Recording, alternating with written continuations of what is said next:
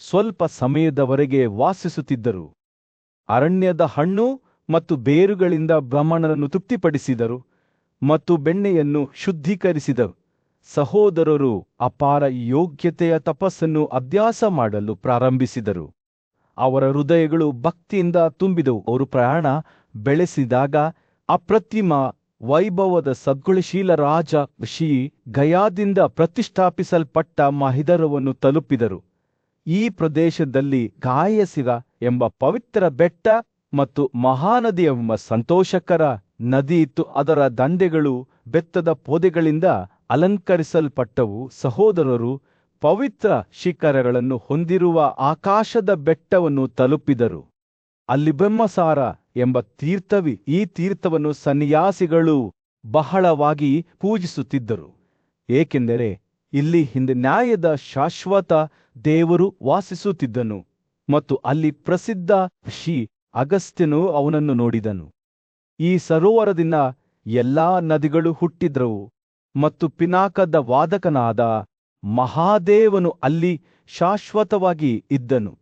ಪಾಂಡವರು ಈ ಪವಿತ್ರ ಸ್ಥಳಕ್ಕೆ ಆಗಮಿಸಿದರು ಮತ್ತು ಋಷಿಯಜ್ಞನೆಂದು ಕರೆಯಲ್ಪಡುವ ಮಹಾಯಜ್ಞದ ವಿಧಿಗಳು ಮತ್ತು ನಿಯಮಗಳ ಪ್ರಕಾರ ಚತುರ್ಮಾಸ್ಯ ಎಂದು ಕರೆಯಲ್ಪಡುವ ಪ್ರತಿಜ್ಞೆಯನ್ನು ಆಚರಿಸಿದರು. ದೇವತೆಗಳ ಈ ಯಜ್ಞ ವೇದಿಕೆಯಲ್ಲಿ ಶಾಶ್ವತವಾದ ಅರ್ಹತೆಯನ್ನು ಉತ್ಪಾದಿಸುತ್ತಾರ.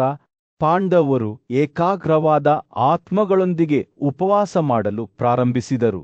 ಅವರೊಂದಿಗೆ 100 ಬ್ರಾಹ್ಮಣರು ಸೇರಿಕೊಂಡರು. ಅವರು ತಪಸ್ವಿಯ ಸಂಪತ್ತನ್ನು ಹೊಂದಿದ್ದರು. ಈ ಬ್ರಾಹ್ಮಣರು ಋಷಿಗಳು ಬೋಧಿಸಿದ ವಿಧಿಗಳ ಪ್ರಕಾರ ಚತುರ್ಮಾಸ್ಯ ಯಜ್ಞವನ್ನು ಮಾಡಿದ ಈ ಪವಿತ್ರ ತೀರ್ಥದಲ್ಲಿ ವಿದ್ವಾಂಸರ ಪ್ರತಿಜ್ಞೆಗಳು.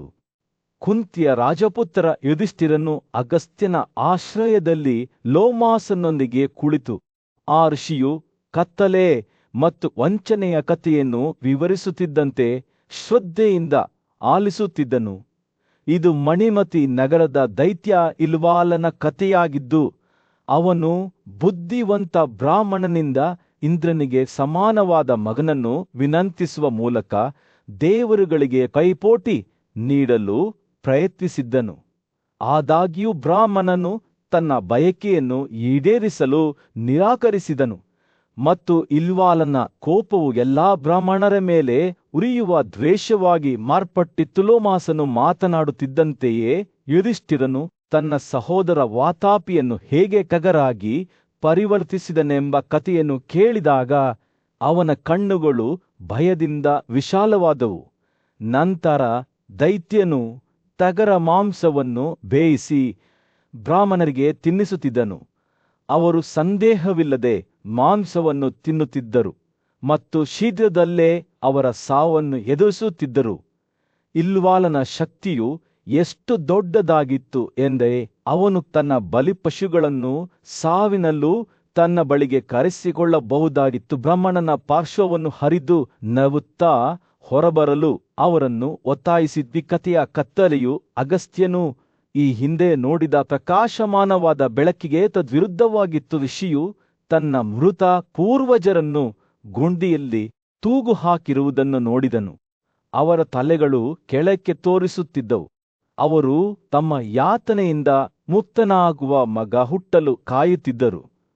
ಅವರ ಕೋರಿಕೆಯಿಂದ ಚಲಿಸಿದ ಅಗಸ್ತ್ಯನು ಅವರ ಬಯಕೆಯನ್ನು ಪೂರೈಸುವುದಾಗಿ ಪ್ರತಿಜ್ಞೆ ಮಾಡಿದನು ಮತ್ತು ತನ್ನ ಸ್ವಂತ ವಂಶಾವಳಿಯನ್ನು ಹೇಗೆ ಶಾಶ್ವತಗೊಳಿಸಬಹುದು ಎಂದು ಯೋಚಿಸಲು ಪ್ರಾರಂಭಿಸಿದನು. ಅವನು ಚಿಂತನೆಯಲ್ಲಿ ಕುಳಿತಾಗ ಅಗಸ್ತ್ಯನ ನೋಟವು ಅವನ ಸುತ್ತಲೂ ಇರುವ ಸುಂದರ ಜೀವಿಗಳ ಮೇಲೆ ಬಿದ್ದಿತು. ಅವರ ಸೌಮ್ಯ ಕಣ್ಣುಗಳಿಂದ ಜಿಂಕೆ, ಅವರ ಸುಮಧುರ ಹಾಡುಗಳಿಂದ ಪಕ್ಷಿಗಳು ಮತ್ತು ಮಳೆಬಿಲ್ಲಿನ ಎಲ್ಲಾ ಬಣ್ಣಗಳಲ್ಲಿ ಅರಳುವ ಹೂವುಗಳು, ಸೃಜನಶೀಲ ಶಕ್ತಿಯ ಉನ್ಬಣದಿಂದ ಅವರು ಈ ಅದ್ಭುತ ಜೀವಿಗಳನ್ನು ಬೇರ್ಪಡಿಸಲು ಪ್ರಾರಂಭಿಸಿದರು. ಅವುಗಳ ಅತ್ಯಂತ ಸೊಗಸಾದ ಭಾಗಗಳನ್ನು ಬಳಸಿಕೊಂಡು ಅಸಾಧಾರಣ ಮಹಿಳೆಯನ್ನು ರಚಿಸಿದ ಈ ಅದ್ಭುತ ವ್ಯಕ್ತಿಯು ಬೇರೆ ಯಾರೂ ಅಲ್ಲ, ಶೀಘ್ರದಲ್ಲೇ ವಿದರ್ಭದ ರಾಜಮನೆತನದಲ್ಲಿ ಹುಟ್ಟಲಿರುವ ಲೋಪಮುದ್ರ. ಅವಳು ಸೌಂದರ್ಯ ಮತ್ತು ಆಕರ್ಷಣೆಯಲ್ಲಿ ಬೆಳೆದಂತೆ ಅವಳ ತಂದೆ ವಿದರ್ಭದ ರಾಜ ತನ್ನ ಮಗಳ ಕೈಗಾಗಿ ಯೋಗ್ಯವಾದ ಸಂಗಾತಿಯನ್ನು ಹುಡುಕಿದನು. ಆದಾಗ್ಯೂ ಅವಳ ತಂದೆಯ ಕೋಪಕ್ಕೆ ಹೆದರಿ ಮದುರೆಯಲ್ಲಿ ಲೋಪಮುದ್ರನ ಕೈಯನ್ನು ಕೇಳಲು ಯಾರೂ ಧೈರ್ಯ ಮಾಡಲಿಲ್ಲ. ಲೋಮಾಸನು ತನ್ನ ಕಥೆಯನ್ನು ಮುಗಿಸಿದಾಗ ಯುಧಿಷ್ಠಿರನು ಆಶ್ಚರ್ಯ ಮತ್ತು ವಿಸ್ಮಯದ ನೋಟದಿಂದ ಅವನ ಕಡೆಗೆ ತಿರುಗಿದನು. ಇಲ್ಲುವಾಲ ಮತ್ತು ವಾತಾಪಿಯ ಕಥೆಯು ಮನುಷ್ಯರ ಹೃದಯದಲ್ಲಿದ್ದ ಕತ್ತಲೆಯನ್ನು ಸಂಪೂರ್ಣವಾಗಿ ನೆನಪಿಸುತ್ತದೆ. ಆದರೆ ಅಗಸ್ತ್ಯನು ಸೃಷ್ಟಿಸಿದ್ದ ಲೋಪಮುದ್ರವು ಪ್ರೀತಿ ಮತ್ತು ಭಕ್ತಿಯ ಪರಿವರ್ತಕ ಶಕ್ತಿಗೆ ಸಾಕ್ಷಿಯಾಗಿದೆ.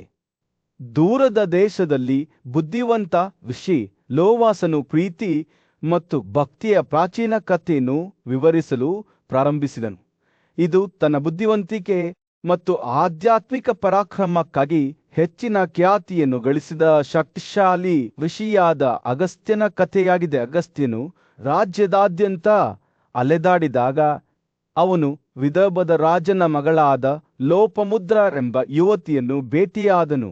ಆ ಋಷಿ ತಕ್ಷಣವೇ ಅವಳ ಸೌಂದರ್ಯ ಮತ್ತು ಬುದ್ಧಿವಂತಿಕೆಗೆ ಆಕರ್ಷಿತನಾದನು ಮತ್ತು ಆಧ್ಯಾತ್ಮಿಕ ಜ್ಞಾನೋದಯದ ಕಡೆಗೆ ತನ್ನ ಪ್ರಯಾಣದಲ್ಲಿ ಅವಳು ಆದರ್ಶ ಸಂಗಾತಿಯಾಗುತ್ತಾಳೆ ಎಂದು ಅವನಿಗೆ ತಿಳಿದಿತು.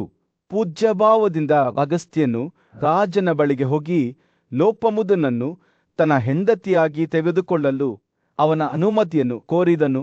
ಆದಾಗ್ಯೂ ರಾಜನು ಈ ಕೋರಿಕೆಯಿಂದ ದಿಗ್ಭ್ರಮೆಗೊಂಡನು ಮತ್ತು ಆಘಾತಕ್ಕೊಳಗಾದನು.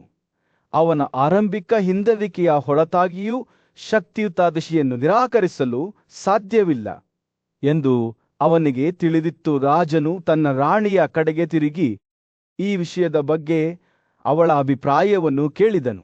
ಆದರೆ ಅವಳು ಮೌನವಾಗಿದ್ದಳು, ಆಲೋಚನೆಯಲ್ಲಿ ಕಳೆದು ಹೋದಳು.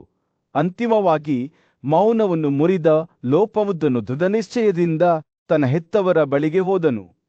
ತಂದೆ, ಅವಳು ನನ್ನ ಕಾರಣದಿಂದ ದುಃಖಿಸಬೇಡಿ. ಅವನು ತನ್ನ ಆಧ್ಯಾತ್ಮಿಕ ಗುರಿಗಳನ್ನು ಸಾಧಿಸಲು ಅಗಸ್ತ್ಯನಿಗೆ ನನ್ನನ್ನು ನೀಡಿ ಎಂದು ಹೇಳಿದರು. ತನ್ನ ಮಗಳ ದೃಷ್ಟಿಯಲ್ಲಿ ಭಕ್ತಿಯನ್ನು ನೋಡಿದ ರಾಜನಿಗೆ ತನಗೆ ಮತ್ತು ತನ್ನ ರಾಜ್ಯಕ್ಕೆ ಯಾವುದು ಉತ್ತಮ ಎಂದು ತಿಳಿದಿತು. ಅವನು ಅಗಸ್ತ್ಯನಿಗೆ ಲೋಪಮುದ್ರವನ್ನು ನೀಡಲು ಒಪ್ಪಿಕೊಂಡನು ಮತ್ತು ಸರಿಯಾದ ವಿಧಿಗಳೊಂದಿಗೆ ಅವಳು ಅವನ ಹೆಂಡತಿಯಾದಳು. ಅವರು ಒಟ್ಟಿಗೆ ತಮ್ಮ ಜೀವನವನ್ನು ಪ್ರಾರಂಭಿಸಿದಾಗ ಅಗಸ್ತ್ಯನು ಲೋಪಮುದ್ರನಿಗೆ ತನ್ನ ಸುಂದರವಾದ ಬಟ್ಟೆ ಮತ್ತು ಆಭರಣಗಳನ್ನು ತ್ಯಜಿಸಲು, ಅವರು ಆಧ್ಯಾತ್ಮಿಕ ಭಕ್ತಿಯ ಸರಳ ಜೀವನವನ್ನು ನಡೆಸಲು ಸೂಚನೆ ನೀಡಿದನು. ಆದ್ದರಿಂದ ಆ ಯುವತಿಯು ತನ್ನ ಐಷಾರಾಮಿ ನಿಲುವಂಗಿಗಳನ್ನು ತ್ಯಜಿಸಿ ಚಿನ್ನಿ ಮತ್ತು ಜಿಂಕೆಗಳನ್ನು ಧರಿಸಿ ಅಗಸ್ತ್ಯನ ತಪಸ್ವಿ ಅನ್ವೇಷಣೆಗಳಲ್ಲಿ ಸಮಾನ ಪಾಲ್ದಾರಳಾದ. ಒಟ್ಟಿಗೆ ಅವರು ಗಂಧದ್ವಾರಕ್ಕೆ ಪ್ರಯಾಣ ಬೆಳೆಸಿದರು. ಅಲ್ಲಿ ಅವರು ಅತ್ಯಂತ ಕಠಿಣ ತಪಸ್ಸನ್ನು ಅಭ್ಯಾಸ ಮಾಡಲು ಪ್ರಾರಂಭಿಸಿದರು. ಲೋಪಮುದ್ರನು ತನ್ನ ಗಂಡನನ್ನು ಭಕ್ತಿಯಿಂದ ಸೇವಿಸಿದನು, ಆದರೆ ಅಗಸ್ತ್ಯನು ತನ್ನ ಹೆಂಡತಿಯ ಬಗ್ಗೆ ಅಪಾರ ಪ್ರೀತಿ ಮತ್ತು ಗೌರವವನ್ನು ತೋರಿಸಿದನು. ಸಮಯ ಕಳೆದಂತೆ ಅವರ ಬಂಧವು ಬಲಗೊಂಡಿತು ಮತ್ತು ಲೋಪಮುದ್ರನ ಸೌಂದರ್ಯ ಮತ್ತು ಶುದ್ಧತೆಯು ಹಿಂದೆಂದಿಗಿಂತಲೂ ಪ್ರಕಾಶಮಾನವಾಗಿ ಹೊಳೆಯಿತು. ಒಂದು ದಿನ ಅಗಸ್ತ್ಯರು ಸ್ನಾನ ಮಾಡಿದ ನಂತರ ತನ್ನ ಹೆಂಡತಿ ನದಿಯಿಂದ ಹೊರಬರುವುದನ್ನು ನೋಡಿದಾಗ ಅವಳ ತಪಸ್ವಿಯ ವೈಭವದ ಬಗ್ಗೆ ಅವನಿಗೆ ಮೆಚ್ಚುಗೆ ತುಂಬಿತು. ಅವರು ತಮ್ಮ ವೈವಾಹಿಕ ಕರ್ತವ್ಯಗಳನ್ನು ಪೂರೈಸುವ ಉದ್ದೇಶದಿಂದ ಅವಳನ್ನು ಅವರ ನಿವಾಸಕ್ಕೆ ಕರೆದರು. ಆದರೆ ಲೋಪಮುದ್ರನು ನಾಚಿಕೆಯಿಂದ ಅವಳ ಕೈಗಳನ್ನು ಸೇರಿಸಿದನು ಮತ್ತು ಪ್ರೀತಿ ಮತ್ತು ಭಕ್ತಿಯ ಮಾತುಗಳನ್ನು ಹೇಳಿದರು. ಅವಳು ಹೇಳಿದರು, ನೀವು ನನ್ನನ್ನು ಆಧ್ಯಾತ್ಮಿಕ ಉದ್ದೇಶಗಳಿಗಾಗಿ ನಿಮ್ಮ ಹೆಂಡತಿಯಾಗಿ ತೆಗೆದುಕೊಂಡಿದ್ದೀರಿ, ಆದರೆ ನಾನು ನಿಮ್ಮ ಬಗ್ಗೆ ಹೊಂದಿರುವ ಅದೇ ಪ್ರೀತಿಯನ್ನು ನೀವು ನನಗೆ ತೋರಿಸಬೇಕೆಂದು ನನ್ನ ಬಯಕೆಯೂ ಇದೆ.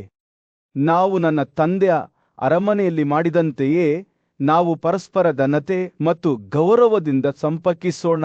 ಅಗಸ್ತ್ಯನು ಅವಳ ಮಾತುಗಳಿಂದ ಸ್ಪರ್ಶಿಸಲ್ಪಟ್ಟನು ಮತ್ತು ಉತ್ತರಿಸಿದನು, ಓ ಧನ್ಯ ಹುಡುಗಿ, ನಾನು ನಿನ್ನ ತಂದೆಯಷ್ಟು ಸಂಪತ್ತನ್ನು ಹೊಂದಿಲ್ಲ, ಆದರೆ ನನ್ನ ತಪಸ್ವಿ ಶಕ್ತಿಗಳಿಂದ ನಾನು ಏನನ್ನೂ ಸೃಷ್ಟಿಸಬಲ್ಲೆಲೋ ಸಮುದ್ರ ಮುಗುಣಕ್ಕನು. ಕಳೆದ ಯುಗದ ಬಿಸಿಲಿನ ತಾಪದಲ್ಲಿ ಪೂಜ್ಯ ಋಷಿ ಲೋಮಾಸನು ಮಳಕಿಯಲ್ಲಿ ಜನಿಸಿದ ಋಷಿ ಅಗಸ್ತ್ಯನ ಕುತೂಹಲಕ್ಕಾಗಿ ಕಥೆಯನ್ನು ವಿವರಿಸಲು ಪ್ರಾರಂಭಿಸಿದನು. ಅಗಸ್ತ್ಯನು ಸಂಪತ್ತನ್ನು ಹುಡುಕಲು ಪ್ರಯಾಣಿಸಿದನು, ಆದರೆ ಕೇವಲ ವೈಯಕ್ತಿಕ ಲಾಭಕ್ಕಾಗಿ ಅಲ್ಲ ಎಂದು ಹೇಳಲಾಗುತ್ತದೆ.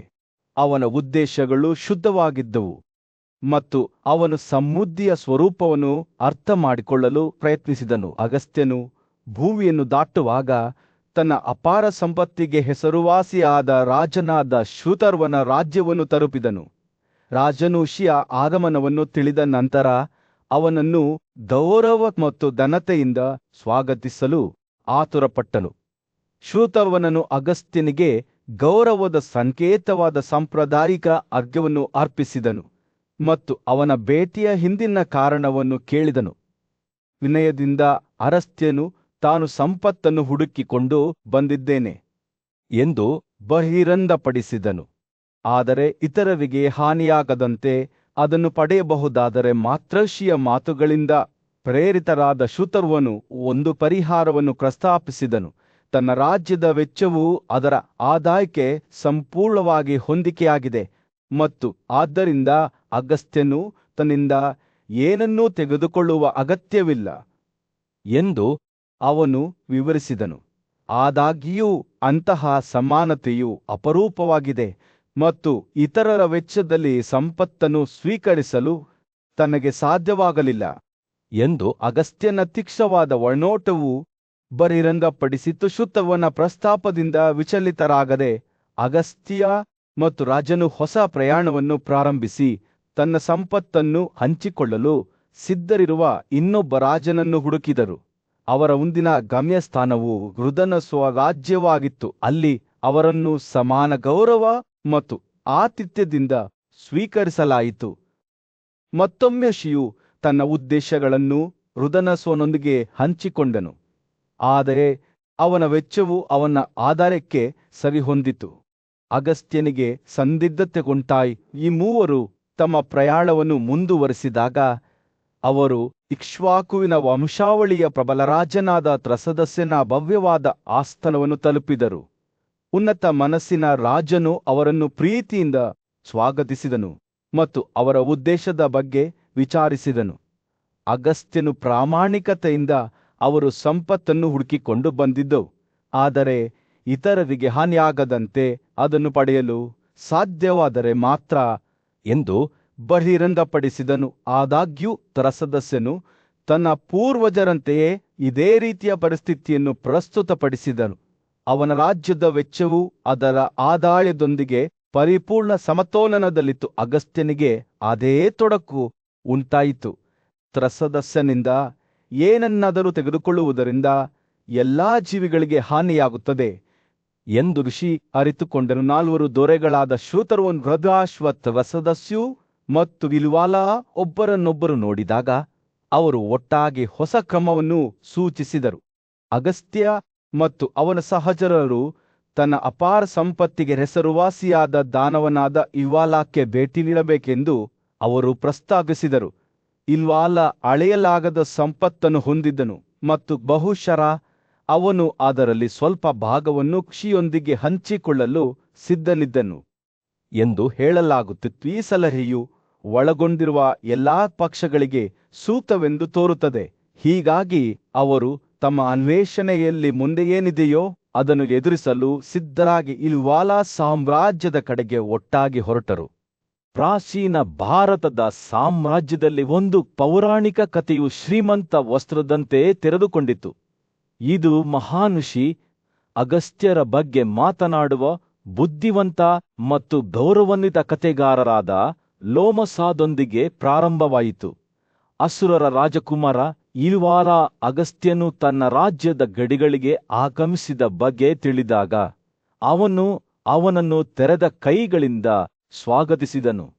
ಪ್ರಬಲ ಅಸುರವತಾಪಿ ಅವರ ಆತನಕ್ಕೆ ಮುಖ್ಯ ಮಾರ್ಗವಾಗಿ ಕಾರ್ಯನಿರ್ವಹಿಸಲು ತಗರಾಗಿ ಮಾರ್ಪಟ್ಟನು. ಅವು ಊಟಕ್ಕೆ ಕುಳಿತಾಗ ಅಗಸ್ತ್ಯ ಮತ್ತು ರಾಜ ಋಷಿಗಳು ವಾತಾಪಿಯನ್ನು ನೋಡಿ ಆಘಾತಕ್ಕೊಳಗಾದರು.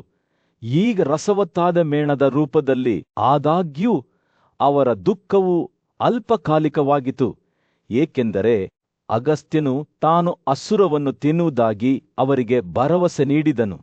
ನಗುವಿನೊಂದಿಗೆ ಇಲ್ವಾಲ ಆಹಾರವನ್ನು ವಿತರಿಸಲು ಪ್ರಾರಂಭಿಸಿದನು ಮತ್ತು ಅಗಸ್ತ್ಯನು ಇಡೀ ಮೇಣವನ್ನು ನುಂಗಿದನು. ಭೋಜನವು ಮುಕ್ತಾಯವಾದಾಗ ಇಲ್ವಾಲ ತನ್ನ ಸಹೋದರ ವಾತಾಪಿಯನ್ನು ಕರೆದನು. ಆದರೆ ಅಗಸ್ತ್ಯನ ಹೊಟ್ಟೆಯಿಂದ ಕೇವಲ ಗಾಳಿಯು ಹೊರಬಂದಿತು, ಜೊತೆಗೆ ಮೋಡಗಳ ಗರ್ಜನೆಗಳನ್ನು ನೆನಪಿಸುವ ಗುಡುಗು ಶಬ್ದವೂ ಇತ್ತು. ಉದ್ವಿಗ್ನನಾದ ಇಲ್ವಾಲ ಅಗಸ್ತ್ಯನನು, ಅವರು ಏಕೆ ಬಂದಿದ್ದಾರೆ ಮತ್ತು ತನ್ನ ಬಳಿಯಿರುವ ಸಂಪತ್ತಿಗೆ ಪ್ರತಿಯಾಗಿ ಏನು ಬಯಸುತ್ತಾರೆ ಎಂದು ಕೇಳಿದನು. ಆಗಲೂ ನಗುತ್ತಿರುವ ಅಗಸ್ತ್ಯನು ತನ್ನ ಉದ್ದೇಶಗಳನ್ನು ಬಹಿರಂಗಪಡಿಸಿದನು. ಇತರರಿಗೆ ಹಾನಿಯಾಗದಂತೆ ಸಂಪತ್ತನ್ನು ಗಳಿಸುವುದು. ಅವನು ಭೇಟಿ ನೀಡುವ ರಾಜರಲ್ಲಿ ಪ್ರತಿಯೊಬ್ಬರಿಗೂ 10,000 ಜಾನುವಾರುಗಳು ಮತ್ತು ಅಷ್ಟು ಚಿನ್ನದ ನಾಣ್ಯಗಳನ್ನು ಉಡುಗೊರೆಯಾಗಿ ನೀಡುವಂತೆ ಪ್ರಸ್ತಾಪಿಸಿದನು. ಜೊತೆಗೆ ಚಿನ್ನದ ರಥ ಮತ್ತು 2 ಸ್ವಿಟಕ್ ಕುದುರೆಗಳನ್ನು ಒಳಗೊಂಡಂತೆ 2 ಪಟ್ಟು ಹೆಚ್ಚು ಉಡುಗೊರೆಯಾಗಿ ನೀಡಿದನು. ತನ್ನ ಕಾರು ನಿಜವಾಗಿಯೂ ಚಿನ್ನದಿಂದ ಮಾಡಲ್ಪಟ್ಟಿದೆ ಎಂದು ಅರಿತ ಇಲ್ವಾಲ ಇಷ್ಟವಿಲ್ಲದೆ ಅದನ್ನು ಬಿಡಲು ಒಪ್ಪಿಕೊಂಡನು. ಕೈಯಲ್ಲಿದ್ದ ಸಂಪತ್ತಿನೊಂದಿಗೆ ಅಗಸ್ತ್ಯನ ಹೆಂಡತಿ ಲೋಪಮುದ್ರಳು ದೊಡ್ಡ ಶಕ್ತಿಯನ್ನು ಹೊಂದಿರುವ ಮಗುವಿನ ಬಯಕೆಯನ್ನು ವ್ಯಕ್ತಪಡಿಸಿದಳು. ತನ್ನ ಭಕ್ತಿಯಿಂದ ಸಂತೋಷಗೊಂಡ ಅಗಸ್ತ್ಯನು ತಾನು 4 ಆಯ್ಕೆಗಳಲ್ಲಿ ಒಂದನ್ನು ಆಯ್ಕೆ ಮಾಡಲು ಪ್ರಸ್ತಾಪಿಸಿದರು. 1,000 ಗಂಡು ಮಕ್ಕಳು, 1 ಶತಮಾನದ ಗಂಡು ಮಕ್ಕಳು, ತಲಾ 10 ಗಂಡು ಮಕ್ಕಳು, 100ಕ್ಕೆ ಸಮಾನ ಅಥವಾ ಸಾವಿರವನ್ನು ಸೋಲಿಸಬಲ್ಲ ಒಬ್ಬನೇ ಮಗ. ಲೋಪಮುದ್ರನು 2ನೇದನ್ನು ಆಯ್ಕೆ ಮಾಡಿದನು ಮತ್ತು ಶೀಘ್ರದಲ್ಲೇ ಅಗಸ್ತ್ಯನು ಅರಣ್ಯಕ್ಕೆ ನಿವೃತ್ತರಾದವು. ಅವನು ಹೊರಟು ಹೋದಾಗ ಲೋಪಮುದ್ರದೊಳಗಿನ ಭ್ರೂಣವು ನಂಬಲಾಗದ ದರದಲ್ಲಿ ಬೆಳೆಯಲು ಪ್ರಾರಂಭಿಸಿತು. 7 ವರ್ಷಗಳ ಕಾಲ ಅಭಿವೃದ್ಧಿ ಹೊಂದುತ್ತಾ ಅದ್ಭುತ ಕೃಷಿಯಾದ ದ್ವಿದಶುವನಾಗಿ ಹೊರಹೊಮ್ಮಿತು. ಈ ಅದ್ಭುತ ಮಗು ವೇದಗಳು, ಉಪನಿಷತ್ತುಗಳು ಮತ್ತು ಅಂದಗಳ ಬಗ್ಗೆ ಆಳವಾದ ತಿಳುವಳಿಕೆಯೊಂದಿಗೆ ಜನಿಸಿತು ಮತ್ತು ಅವನ ತಂದೆ ಅಗಸ್ತ್ಯನಿಗೆ ತುಂಬಾ ಸಂತೋಷವಾಯಿತು. ದ್ವಿದಶುವಿನ ಆಗಮನವು ಅಗಸ್ತ್ಯನ ಕುಟುಂಬಕ್ಕೆ ಹೊಸ ಯುಗದ ಆರಂಭವನ್ನು ಸೂಚಿಸಿತು. ಅವನು ಬೆಳೆದಂತೆ ಯುವ ಋಷಿಯು ತನ್ನ ತಂದೆಯ ಆಶ್ರಯಕ್ಕೆ ಸಾಕಷ್ಟು ತ್ಯಾಗ ಇಂಧನವನ್ನು ಒಯ್ಯುತ್ತಿದ್ದನು. ಇದು ಅವನಿಗೆ ಈದ್ಮವಾಹ, ಯಜ್ಞದ ಮರಬ ವಾಹಕ ಎಂಬ ಅಡ್ಡ ಹೆಸರನ್ನು ಗಳಿಸಿತು. ತನ್ನ ಮಗನ ಅಸಾಧಾರಣ ಸದ್ಗುಣಗಳಿಗೆ ಸಾಕ್ಷಿಯಾಗಿದ್ದ ಮುನಿ ಅಪಾರ ಹೆಮ್ಮೆಯನ್ನು ಅನುಭವಿಸಿದನು. ಹೀಗೆ ಅಗಸ್ತ್ಯರ ಪೂರ್ವಜರು ಅಂತಿಮವಾಗಿ ಅವರು ಬಯಸಿದ ಪ್ರದೇಶಗಳನ್ನು ಪಡೆದರು ಮತ್ತು ಈ ಪವಿತ್ರ ಸ್ಥಳವು ಅಗಸ್ತ್ಯರ ಆಶ್ರಯ ಸ್ಥಾನವೆಂದು ಹೆಸರಾಯಿತು. ಮಹಾದೇವನಿಂದ ಹುಟ್ಟಿದ ಭಾಗೀರಥಿ ನದಿಯು ದೊಡ್ಡ ಸಭೆಯ ಮಧ್ಯದಲ್ಲಿ ಬುದ್ಧಿವಂತ ಮತ್ತು ನ್ಯಾಯಯುತ ರಾಜ ಯುಧಿಷ್ಠಿರನು ಕುತೂಹಲದಿಂದ ಪೂಜ್ಯ ಕೃಷಿ ಲೋಮಸನ ಕಡೆಗೆ ತಿರುಗಿದನು. ಓ ಅತ್ಯುತ್ತಮ ಪುನರುಜ್ಜೀವನಶೀಲರೇ, ಅವನು ಹೇಳಿದನು, ನಾನು ಅಗಸ್ತ್ಯನ ಸಾಧನೆಗಳ ಬಗ್ಗೆ ವಿವರವಾಗಿ ಕೇಳಲು ಬಯಸುತ್ತೇನೆ. ಆ ಪ್ರಸಿದ್ಧ ಋಷಿ ಬಹಳ ಬುದ್ಧಿವಂತಿಕೆಯಿಂದ ಕೂಡಿದನು. ಅಗಸ್ತ್ಯನ ಪರಾಕ್ರಮದ ಕಥೆಯನ್ನು ಹೇಳಲು ಪ್ರಾರಂಭಿಸಿದಾಗ ಲೋಮಾಸನ ಕಣ್ಣುಗಳು ಹೊಳೆಯುತ್ತಿದ್ದವು. ಈಗ ರಾಜನೇ, ಅಗಸ್ತ್ಯನ ಅತ್ಯುತ್ತಮ ಮತ್ತು ಅದ್ಭುತವಾದ ಇತಿಹಾಸವನ್ನು ಕೇಳು ಎಂದು ಅವನು ಹೇಳಿದನು. ಹಿಂದಿನ ಯುಗದಲ್ಲಿ, ಕೃತ ಯುಗದಲ್ಲಿ ಕಾಳಕೇರು ಎಂದು ಕರೆಯಲ್ಪಡುವ ಉಗ್ರ ದಾನವರ ಕೆಲವು ಬುಡಕಟ್ಟುಗಳು ಅಸ್ತಿತ್ವದಲ್ಲಿದ್ದವು. ಅವರು ಯುದ್ಧದಲ್ಲಿ ಅಶೇಯರಾಗಿದ್ದರು.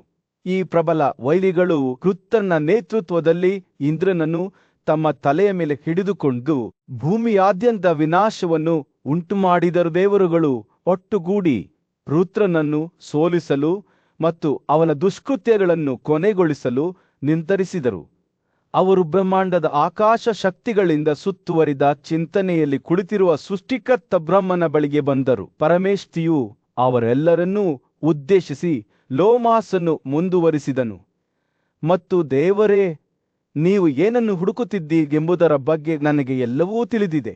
ನಾನು ಈಗ ನೀವು ವೃತ್ರನನ್ನು ಕೊಲ್ಲುವ ವಿಧಾನವನ್ನು ಸೂಚಿಸುತ್ತೇನೆ ಎಂದು ಹೇಳಿದನು.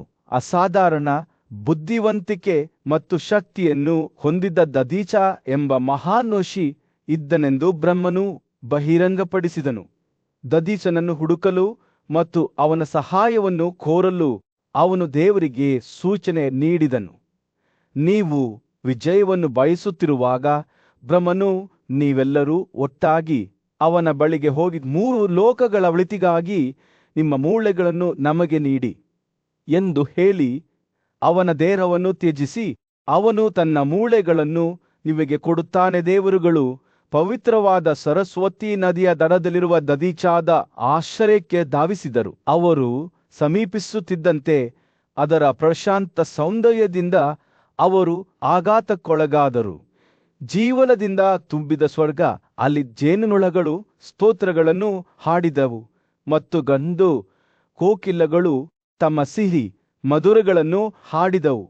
ಎಮ್ಮೆಗಳು, ಹಂದಿಗಳು, ಜಿಂಕೆಗಳು ಮತ್ತು ಚಾಮರಗಳು ಮುಕ್ತವಾಗಿ ತಿರುಗಾಡುತ್ತಿದ್ದವು. ಆನೆಗಳು ನೀರಿನಲ್ಲಿ ಆಡುತ್ತಿದ್ದವು ಮತ್ತು ಸಿಂಹಗಳು ಮತ್ತು ಹುಲಿಗಳು ನೆರಳಿನಲ್ಲಿ ತೂಗಾಡುತ್ತಿದ್ದವು. ಆಶ್ರಯವನ್ನು ಪ್ರವೇಶಿಸಿದ ನಂತರ ಅವರು ಸೂರ್ಯ ಅಥವಾ ಬ್ರಹ್ಮ ಅವತಾರದಂತೆ ವೈಭವದಿಂದ ಹೊಳೆಯುತ್ತಿದ್ದ ದದೀಚನನ್ನು ನೋಡಿದರು. ದೇವರುಗಳು ಆತನ ಪಾದಗಳನ್ನು ನಮಸ್ಕರಿಸಿದರು ಮತ್ತು ಬ್ರಹ್ಮನ ಸೂಚನೆಯಂತೆ ಆತನ ಸಹಾಯಕ್ಕಾಗಿ ಬೇಡಿಕೊಂಡರು. ಪರೋಪಕಾರಿ ಹೃದಯದಿಂದ ದದೀಚನು ಅವರ ಕೋರಿಕೆಗೆ ಒಪ್ಪಿಕೊಂಡನು. ನಾನು ನಿಮ್ಮ ಪ್ರಯೋಜನಕ್ಕಾಗಿ ಏನು ಮಾಡುತ್ತೇನೋ ಅದನ್ನು ಮಾಡುತ್ತೇನೆ. ನನ್ನ ಈ ದೇಹವನ್ನು ನಾನು ತ್ಯಜಿಸುತ್ತೇನೆ ಎಂದು ಹೇಳಿದನು. ಈ ಮಾತುಗಳ ಮೂಲಕ ಮಹಾನ್ ಋಷಿಯು ತನ್ನ ಪ್ರಾಣವನ್ನು ತ್ಯಜಿಸಿ ತನ್ನ ಮರ್ತ್ಯ ರೂಪವನ್ನು ಬಿಟ್ಟು ಶರಣಾದನು. ದೇವರುಗಳು ಅವರ ಎಲುಬುಗಳನ್ನು ವಶಪಡಿಸಿಕೊಂಡರು ಮತ್ತು ಸಂತೋಷದ ಹೃದಯದಿಂದ ಅವುಗಳನ್ನು ದಿವ್ಯಶಿಲ್ಪಿಯಾದ ತ್ವಷ್ಟರಿಗೆ ಅರ್ಪಿಸಿದರು. ಗೌರವ ಮತ್ತು ಕಾಳಜಿಯೊಂದಿಗೆ ಆ ಪವಿತ್ರ ಎಲುಬುಗಳಿಂದ ನಿರ್ಮಿಸಲಾದ ತ್ವಾಸ್ತಿ ಬ್ರಹ್ಮಾಂಡದ ದೇವತೆಗಳು ಮತ್ತು ದೇವತೆಗಳು ಬಹಳ ಸಂಕಷ್ಟದಲ್ಲಿದ್ದರು.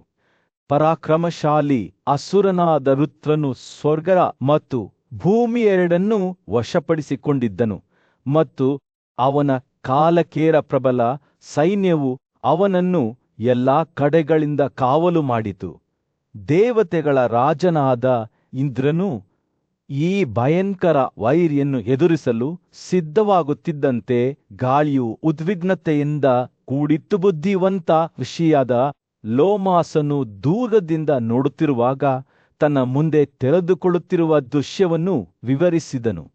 ಪ್ರಬಲ ವಜ್ರದಿಂದ ಶಸ್ತ್ರಸಜ್ಜಿತರಾಗಿ ಮತ್ತು ಶಕ್ತಿಶಾಲಿ ಆಕಾಶ ಗ್ರಹಗಳಿಂದ ಬೆಂಬಲಿತನಾಗಿ ಇಂದ್ರನು ಋತುದ ಭದ್ರಕೋಟೆಯನ್ನು ಸಮೀಪಿಸಿದನು. ಅಲ್ಲಿ ಕಾಲಕೇಯರು ಎತ್ತರದ ಪರ್ವತಗಳಂತೆ ನಿಂತರು. ಅವರ ಶಸ್ತ್ರಾಸ್ತ್ರಗಳು ಎತ್ತರವಾಗಿದ್ದವು. ದೇವರುಗಳು ಮತ್ತು ದಾನವರು ಭೀಕರ ಯುದ್ಧದಲ್ಲಿ ತೊಡಗಿದಾಗ ಕತ್ತಿಗಳು ಮತ್ತು ಸಿಮಿತಾಗಳ ಘರ್ಷಣೆ ಗಾಳಿಯಲ್ಲಿ ಪ್ರತಿಧ್ವನಿಸಿತು. ಈ ಮುಖಾಮುಖಿಯು ಅಲ್ಪಾವಧಿಯದ್ದಾಗಿತ್ತು, ಆದರೆ ತೀವ್ರವಾಗಿತ್ತು. ಪಾಮಿರ ತಾಳೆ ಮರದಿಂದ ಬಿದ್ದ ಮಾಗಿದ ಹಣ್ಣುಗಳಂತೆ ತಲೆಗಳು ಆಕಾಶದಿಂದ ಭೂಮಿಗೆ ಉರುಳುತ್ತಿದ್ದವು. ಚಿನ್ನದ ಕಂಬಳಿಗಳನ್ನು ಧರಿಸಿದ್ದ ಮತ್ತು ಕಬ್ಬಿಣದ ಬಂಡೆಗಳನ್ನು ಹಿಡಿದ ಕಾಳಕಿಯರು ಬೆಂಕಿಯ ಮೇಲೆ ಉಲ್ಬಣಗೊಳ್ಳುವ ಪರ್ವತಗಳಂತೆ ಮುಂದಕ್ಕೆ ಚಲಿಸಿದರು. ಈ ದಾಳಿಯ ಆಘಾತವನ್ನು ತಡೆದುಕೊಳ್ಳಲು ಸಾಧ್ಯವಾಗದ ದೇವರುಗಳು ಭಯಭೀತರಾಗಿ ಓಡಿ ಹೋದರು. ಭಯದಿಂದ ಓಡಿಹೋದ ತನ್ನ ಒಡನಾಡಿಗಳನ್ನು ನೋಡಿದ ಇಂದ್ರನ 1000 ಕಣ್ಣುಗಳುಳ್ಳ ಪುರಂದರನು ತೀವ್ರವಾಗಿ ದುಃಖಿತನಾದನು. ಆಶ್ರಯ ಮತ್ತು ಸಾಂತ್ವನವನ್ನು ಕೋರಿ ಅವನು ಶಾಶ್ವತ ವಿಷ್ಣುವಾದ ನಾರಾಯಣನ ಕಡೆಗೆ ತಿರುಗಿದನು. ವಿಷ್ಣು ಇಂದ್ರನ ಸಂಕಟವನ್ನು ಗಮನಿಸಿ ತನ್ನ ಶಕ್ತಿಯ ಒಂದು ಭಾಗವನ್ನು ದೇವತೆಗಳ ರಾಜನಿಗೆ ನೀಡಿ ತನ್ನ ಶಕ್ತಿಯನ್ನು ಹೆಚ್ಚಿಸಿಕೊಂಡನು. ಈ ಹೊಸ ಶಕ್ತಿಯಿಂದ ಇಂದ್ರನು ಆಕಾಶಗಳನ್ನು ಮತ್ತು ಬ್ರಹ್ಮರ್ಷಿಗಳನ್ನು ಒಟ್ಟುಗೂಡಿಸಲು ಸಾಧ್ಯವಾಯಿತು. ಅವರು ತಮ್ಮ ಶಕ್ತಿಯನ್ನು ಅವರೊಂದಿಗೆ ಹಂಚಿಕೊಂಡರು. ನಿಷ್ಕಳಂಕ ಋಷಿಗಳು ತಮ್ಮ ಸಾಮೂಹಿಕ ಶಕ್ತಿಯಿಂದ ಚಕ್ರವನ್ನು ತುಂಬಿದರು. ಇದು ಅವನನ್ನು ಮೊದಲಿಗಿಂತ ಬಲಶಾಲಿಯನ್ನಾಗಿ ಮಾಡಿತು. ಇಂದ್ರನು ದೇವರುಗಳು ಮತ್ತು ವಿಷಯಗಳಿಂದ ಸಶಕ್ತನಾಗಿದ್ದಾನೆಂದು ತಿಳಿದ ಋತುರನು ಭೂಮಿ ದಿಕ್ಕುಗಳು, ಖಗೋಳ ಸ್ವರ್ಗ ಮತ್ತು ಪರ್ವತಗಳನ್ನು ಅಲುಗಾಡಿಸಿದ ಕಿವುಡುತನದ ಗರ್ಜನೆಯನ್ನು ಹೊರಹಾಕಿದನು. ಬ್ರಹ್ಮಾಂಡದ ಮುಖ್ಯಸ್ಥನು ಭಯಭೀತರಾಗಿ ಪರಾಕ್ರಮಶಾಲಿ ವಜ್ರವನ್ನು ಋತ್ರದ ಮೇಲೆ ಎಸೆದನು. ಚಿನ್ನ ಮತ್ತು ಹೂಮಾಲೆಗಳನ್ನು ಧರಿಸಿದ ಅಸುರನು ವಿಷ್ಣುವು ಒಮ್ಮೆ ತನ್ನ ಕೈಯಿಂದ ಎಸೆದಿದ್ದ ದೊಡ್ಡ ಪರ್ವತ ಮಂದಾರದಂತೆ ನೆಲಕ್ಕೆ ಬಿದ್ದನು. ಋತ್ರನು ಕೊಲ್ಲಲ್ಪಟ್ಟರೂ ಇಂದ್ರನು ಭಯಭೀತರಾಗಿ ವಜ್ರವನ್ನು ತಾನೇ ಎಸೆದಿಲ್ಲವೆಂದು ಭಾವಿಸಿ ಓಡಿ ಹೋದನು. ಆದಾಗ್ಯೂ ಋತ್ರನ ನಿಧನದ ಸುದ್ದಿಯಿಂದ ಆಕಾಶವಾಸಿಗಳು ಮತ್ತು ಬ್ರಹ್ಮರ್ಷಿಗಳು ಸಂತೋಷಪಟ್ಟರು. ಇಂದ್ರನ ಸ್ತುತಿಯನ್ನು ಸಂಭ್ರಮದಿಂದ ಜಪಿಸಿದರು. ನಂತರ ಅವರು ನಿರಾಶೆಗೊಂಡಿದ್ದ ಮತ್ತು ಭಯಭೀತರಾಗಿ ಓಡಿಹೋದ ಉಳಿದ ದಾನವರನ್ನು ಸೋಲಿಸಲು ಹೊರಟರು. ಆದಾಗ್ಯೂ ಅಸುರರು ಸುಲಭವಾಗಿ ಬಿಟ್ಟುಕೊಡಲಿಲ್ಲ. ಅವರು ಸಮುದ್ರದ ಆಳಕ್ಕೆ ಹಿಮ್ಮೆಟ್ಟಿದರು. ಅಲ್ಲಿ ಅವರು 3 ಲೋಕಗಳ ವಿರುದ್ಧ ಸಂಚು ರೂಪಿಸಿದರು. ಅವರಲ್ಲಿ ಜ್ಞಾನಿಗಳು ತಮ್ಮ ತಮ್ಮ ತೀರ್ಮಾನಕ್ಕೆ ಅನುಗುಣವಾಗಿ ವಿವಿಧ ಕ್ರಮಗಳನ್ನು ಪ್ರಸ್ತಾಪಿಸಿದರು. ಅಂತಿಮವಾಗಿ ಅವರು ಒಂದು ಭಯಾನಕ ನಿರ್ಣಯಕ್ಕೆ ಬಂದರು. ಜ್ಞಾನ ಮತ್ತು ತಪಸ್ವಿ ಸದ್ಗುಣಗಳನ್ನು ಹೊಂದಿರುವ ಎಲ್ಲ ವ್ಯಕ್ತಿಗಳನ್ನು ನಾಶ ಮಾಡುವುದು. ಏಕೆಂದರೆ ಸಮಯದ ಆಳದಲ್ಲಿ ಬ್ರಹ್ಮಾಂಡವು ತನ್ನ ಅತ್ಯಂತ ಪ್ರಕ್ಷುಬ್ಧ ಸ್ಥಿತಿಯಲ್ಲಿದ್ದಾಗ ದೈತ್ಯರ ಬುಡಕಟ್ಟು ಜನಾನವಾದ ಕಲಾಕೇಯರು ಅಸ್ತಿತ್ವದಲ್ಲಿದ್ದ ಎಲ್ಲವನ್ನೂ ನಾಶ ಮಾಡಲು ಕೆಟ್ಟ ಯೋಜನೆಯನ್ನು ರೂಪಿಸಿದರು. ತಮ್ಮ ನಿರ್ಭೀತರಾದ ಯೋಧರ ನೇತೃತ್ವದಲ್ಲಿ ಅವರು ಸಮುದ್ರದ ದೇವತೆಯಾದ ವರುಣನ ವಾಸಸ್ಥಾನದಲ್ಲಿ ಆಶ್ರಯ ಪಡೆದರು. ಅಲ್ಲಿ ಅವರು ತಮ್ಮ ದುಷ್ಕೃತ್ಯಗಳನ್ನು ಪ್ರಾರಂಭಿಸಿದರು. ಪ್ರಪಂಚದ ಮೇಲೆ ರಾತ್ರಿ ಬೀಳುತ್ತಿದ್ದಂತೆ ಅವರ ಕೋಪ ಮತ್ತು ವಿನಾಶದ ಹಸಿವು ನೆರಳಿನಿಂದ ಹೊರಬಂದ ಕಾಲಕೇಯರು ಅವರನ್ನು ಮುಂದಕ್ಕೆ ಓಡಿಸಿದರು. ಅವರು ಋಷಿಗಳ ಪವಿತ್ರ ತೋಪುಗಳು ಮತ್ತು ಆಶ್ರಯಧಾಮಗಳ ಮೂಲಕ ಹಿಮ್ಮಾಲಿಸಿದರು. ಅಲ್ಲಿ ವಾಸಿಸುತ್ತಿದ್ದ ಮುನಿಗಳನ್ನು ಹುಡುಕಿದರು. ಕಾಲಕೇಯರು ತಾವು ಎದುರಿಸಿದ ಬ್ರಾಹ್ಮಣನನ್ನು ನುಂಗಿ ಸಾವು ಮತ್ತು ಹತಾಶೆಯ ಹಾದಿಯನ್ನು ಬಿಟ್ಟು ಹೋಗಿದ್ದರಿಂದ ಗಾಳಿಯು ಭಯದ ಪರಿಮಳದಿಂದ ತುಂಬಿತ್ತು. ವಸಿಷ್ಠನ ಆಶ್ರಯದಲ್ಲಿ ಅವರು ಬ್ರಾಹ್ಮಣರನ್ನು ಮತ್ತು ಆಧ್ಯಾತ್ಮಿಕ ಅನ್ವೇಷಣೆಗಾಗಿ ತಮ್ಮ ಜೀವನವನ್ನು ಮುಡಿಪಾಗಿಟ್ಟ ಇತರ 9 ಸನ್ಯಾಸಿಗಳನ್ನು ಹತ್ಯೆಗೈದರು. ಚ್ಯವನನ ಆಶ್ರಮದಲ್ಲಿ ಅವರು ಹಣ್ಣು ಮತ್ತು ಬೇರುಗಳ ಮೇಲೆ ಮಾತ್ರ ವಾಸಿಸುತ್ತಿದ್ದ 1 ಶತಮಾನದ ಬ್ರಹ್ಮಚಾರಿಗಳನ್ನು ಸೇವಿಸಿದರು. ಭರದ್ವಾಜ ಮತ್ತು ಇತರ ಋಷಿಗಳ ಹಿಮ್ಮೆಟ್ಟುವಿಕೆಯನ್ನು ಲೂಟಿ ಮಾಡಿ ಅವರ ಹಿನ್ನೆಲೆಯಲ್ಲಿ ಹಲವಾರು ಬ್ರಾಹ್ಮಣರನ್ನು ಹತ್ಯೆಗೈದ ಕಾಲಕೇಯರ ಕ್ರೌರ್ಯಕ್ಕೆ ಯಾವುದೇ ವಿಧಿ ಇರಲಿಲ್ಲ. ರಾತ್ರಿ ಕಳೆದಂತೆ ಕತ್ತಲೆಯು ದಟ್ಟವಾಗುತ್ತಾ ಪ್ರತಿ ಮೇಲ್ಮೈಗೆ ಅಂಟಿಕೊಂಡಿರುವ ಒಂದು ಸ್ಪಷ್ಟವಾದ ಅಸ್ತಿತ್ವದಂತೆ ಕಾಣುತ್ತಿತ್ತು. ಭೂಮಿಯು ತನ್ನ ಮೇಲ್ಮೈಯಲ್ಲಿ ತೆರೆದುಕೊಂಡಿರುವ ಭಯಾನಕತೆಗಳಿಂದ ಸುಟ್ಟು ಹೋದಂತೆ ಕಾಣುತ್ತಿತ್ತು. ಮೂಳೆಗಳ ರಾಶಿಗಳು ನೆಲವನ್ನು ಚೆಲ್ಲಾಪಿಲ್ಲಿಯಾಗಿದ್ದವು. ಮುರಿದ ಜಾಡಿಗಳು ಮತ್ತು ಧೂಪದ್ರವ್ಯಗಳನ್ನು ಸುರಿಯಲು ಚೂರು ಕಳಗಗಳು ಚದುರಿದವು. ಅವುಗಳ ಪವಿತ್ರ ಬೆಂಕಿ ಆದಿಹೋಯಿತು. ಮನುಷ್ಯರು ಗುಂಪಾಗಿ ನಾಶವಾಗಲು ಪ್ರಾರಂಭಿಸಿದಾಗ ಬ್ರಹ್ಮಾಂಡವು ಅವ್ಯವಸ್ಥೆಗೆ ಒಳಗಾಯಿತು. ಭಯವು ಪ್ರತಿಯೊಬ್ಬರ ಹೃದಯವನ್ನು ಆವರಿಸಿತು ಮತ್ತು ಜನರು ತಮ್ಮ ಮೇಲೆ ಇಳಿದ ಭೀತಿಯ ಆಶ್ರಯವನ್ನು ಕೋರಿ ಎಲ್ಲಾ ದಿಕ್ಕುಗಳಿಂದ ಓಡಿಹೋದರು. ಕೆಲವರು ಗುಹೆಗಳಲ್ಲಿ ಆಶ್ರಯ ಪಡೆದರು. ಇತರರು ಪರ್ವತ ತೊರೆಗಳು ಮತ್ತು ಬುಗ್ಗೆಗಳ ಹಿಂದೆ ಅಡಗಿಕೊಂಡರು. ತಮ್ಮ ಭಯದ ಭಾರವನ್ನು ಸಹಿಸಲಾರದೆ ಅನೇಕರು ಸಾವಿಗೆ ಶರಣಾದರು. ಜಗತ್ತು ಕುಸಿತದ ಅಂಚಿನಲ್ಲಿದ್ದಾಗ ದೇವರುಗಳು ಇಂದ್ರನ ನೇತೃತ್ವದಲ್ಲಿ ಒಟ್ಟುಗೂಡಿದರು. ಬ್ರಹ್ಮಾಂಡವು ತಮ್ಮ ಕಣ್ಣುಗಳ ಮುಂದೆ ನಾಶವಾಗುವುದರಿಂದ ತಾವು ಇನ್ನು ಮುಂದೆ ಮೌನವಾಗಿರಲು ಸಾಧ್ಯವಿಲ್ಲ ಎಂದು ಅವರಿಗೆ ತಿಳಿದಿತು. ಭಾರವಾದ ಹೃದಯದಿಂದ ಅವರು ಪರಸ್ಪರ ಸಲಹೆಯನ್ನು ಕೋರಿದರು ಮತ್ತು ಅಂತಿಮವಾಗಿ ವೈಕುಂಠದ ಅಸೇಯ ದೇವರಾದ ನಾರಾಯಣನ ರಕ್ಷಣೆಯನ್ನು ಪಡೆಯಲು ನಿರ್ಧರಿಸಿದರು. ವಧುವಿನ ಹಂತಕನಿಗೆ ತಲೆಬಾಗುತ್ತಾ ದೇವರುಗಳು ಅವನನ್ನು ಗೌರವದಿಂದ ಸಂಬೋಧಿಸಿ ಯುಗಯುಗಗಳಾದ್ಯಂತ ಅವನ ಹಲವಾರು ಸಾಧನೆಗಳನ್ನು ನೆನಪಿಸಿದರು.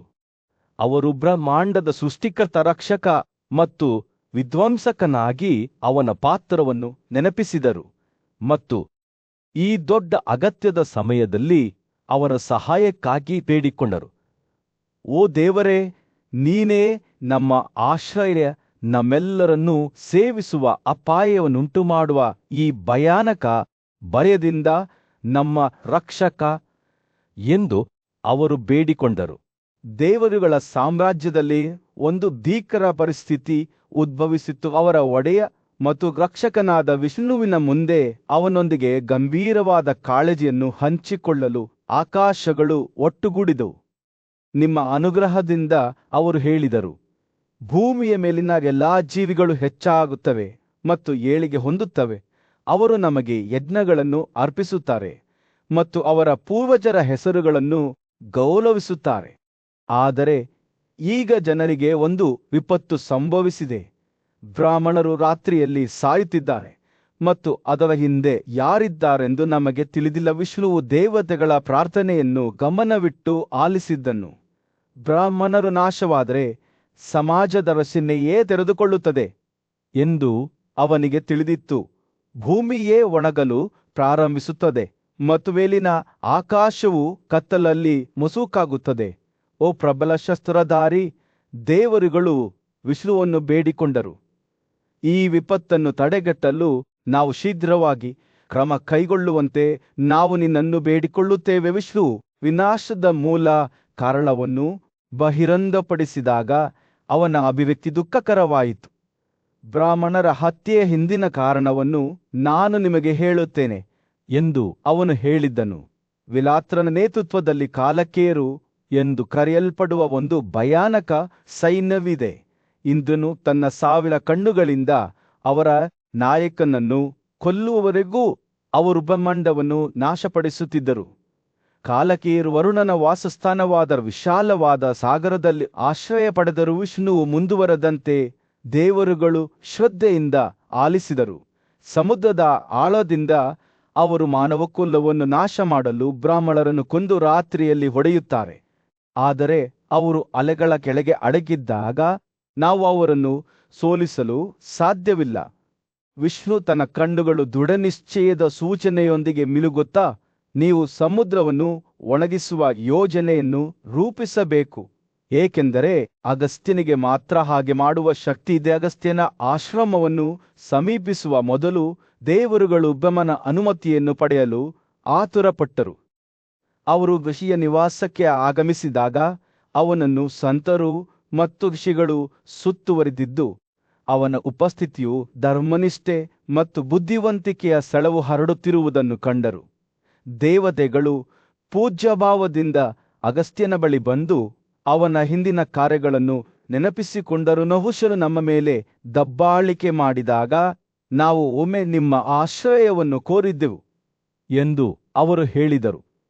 ನೀವು ಆ ದುಷ್ಟ ರಾಜನನ್ನು ಸ್ವರ್ಗದಿಂದ ಹೊರಹಾಕಿದಿ ಮತ್ತು ನಿಮ್ಮ ಆಜ್ಞೆಯನ್ನು ಧಿಕ್ಕರಿಸಿದ ನಂತರ ವಿಂಧ್ಯ ಪರ್ವತವೂ ಸಹ ಎತ್ತರಕ್ಕೆ ಬೆಳೆಯುವುದು ನಿಂತು ಹೋಯಿತು.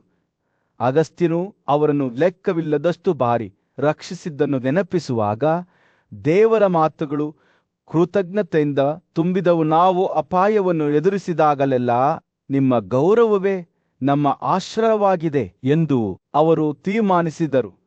ಈ ಕಾರಣಕ್ಕಾಗಿ ನಾವು ನಿಮ್ಮನ್ನು ಬೇಡಿಕೊಳ್ಳುತ್ತೇವೆ, ಮಾನವೀಯತೆಯನ್ನು ವಿನಾಶದಿಂದ ರಕ್ಷಿಸುವ ವರವನ್ನು ನಮಗೆ ನೀಡಿ. ದೇವರುಗಳು ಮಾತನಾಡುತ್ತಿದ್ದಂತೆ ಅವರ ಕಣ್ಣುಗಳು ಅಗಸ್ತ್ಯನ ಮೇಲೆ ಮುಚ್ಚಿ ಕ್ರಮ ಕೈಗೊಳ್ಳಲು ಮತ್ತು ಬ್ರಹ್ಮಾಂಡದ ಸಮತೋಲನವನ್ನು ಪುನಃಸ್ಥಾಪಿಸಲು ಅವನನ್ನು ಬೇಡಿಕೊಂಡವು. ಆಕಾಶದಲ್ಲಿ ಪ್ರಕಾಶಮಾನವಾಗಿ ಹೊಳೆಯುವ ಭವ್ಯವಾದ ಮೇರು ಪರ್ವತದ ಚಿನ್ನದ ಶಿಖರವನ್ನು ಸೂರ್ಯನು ಯಾವಾಗಲೂ ಸುತ್ತುತ್ತಿದ್ದನು. ಆದರೆ ಪರ್ವತಗಳ ಪ್ರಬಲ ರಾಜ ವಿಂಧ್ಯನು ಸೂರ್ಯನ ದೈನಂದಿನ ಆಚರಣೆಯನ್ನು ನೋಡುತ್ತಿದ್ದಾಗ ಕೋಪಗೊಂಡನು. ಒಂದು ದಿನ ಅವನು ಬೆಳಕನ್ನು ಸೃಷ್ಟಿಸಿದ ಸೂರ್ಯನೊಂದಿಗೆ ಮಾತನಾಡುತ್ತಾ ಸಮಾನ ಗೌರವವನ್ನು ಕೋರಿದನು.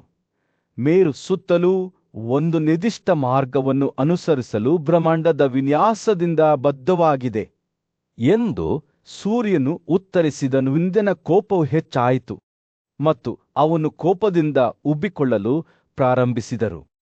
ಅವನು ಸೂರ್ಯನ ಮಾರ್ಗವನ್ನು ಹಾಗೆಯೇ ಚಂದ್ರ ಮತ್ತು ನಕ್ಷತ್ರಗಳನ್ನು ನಿಬಂಧಿಸಲು ಬಳಸಿದನು.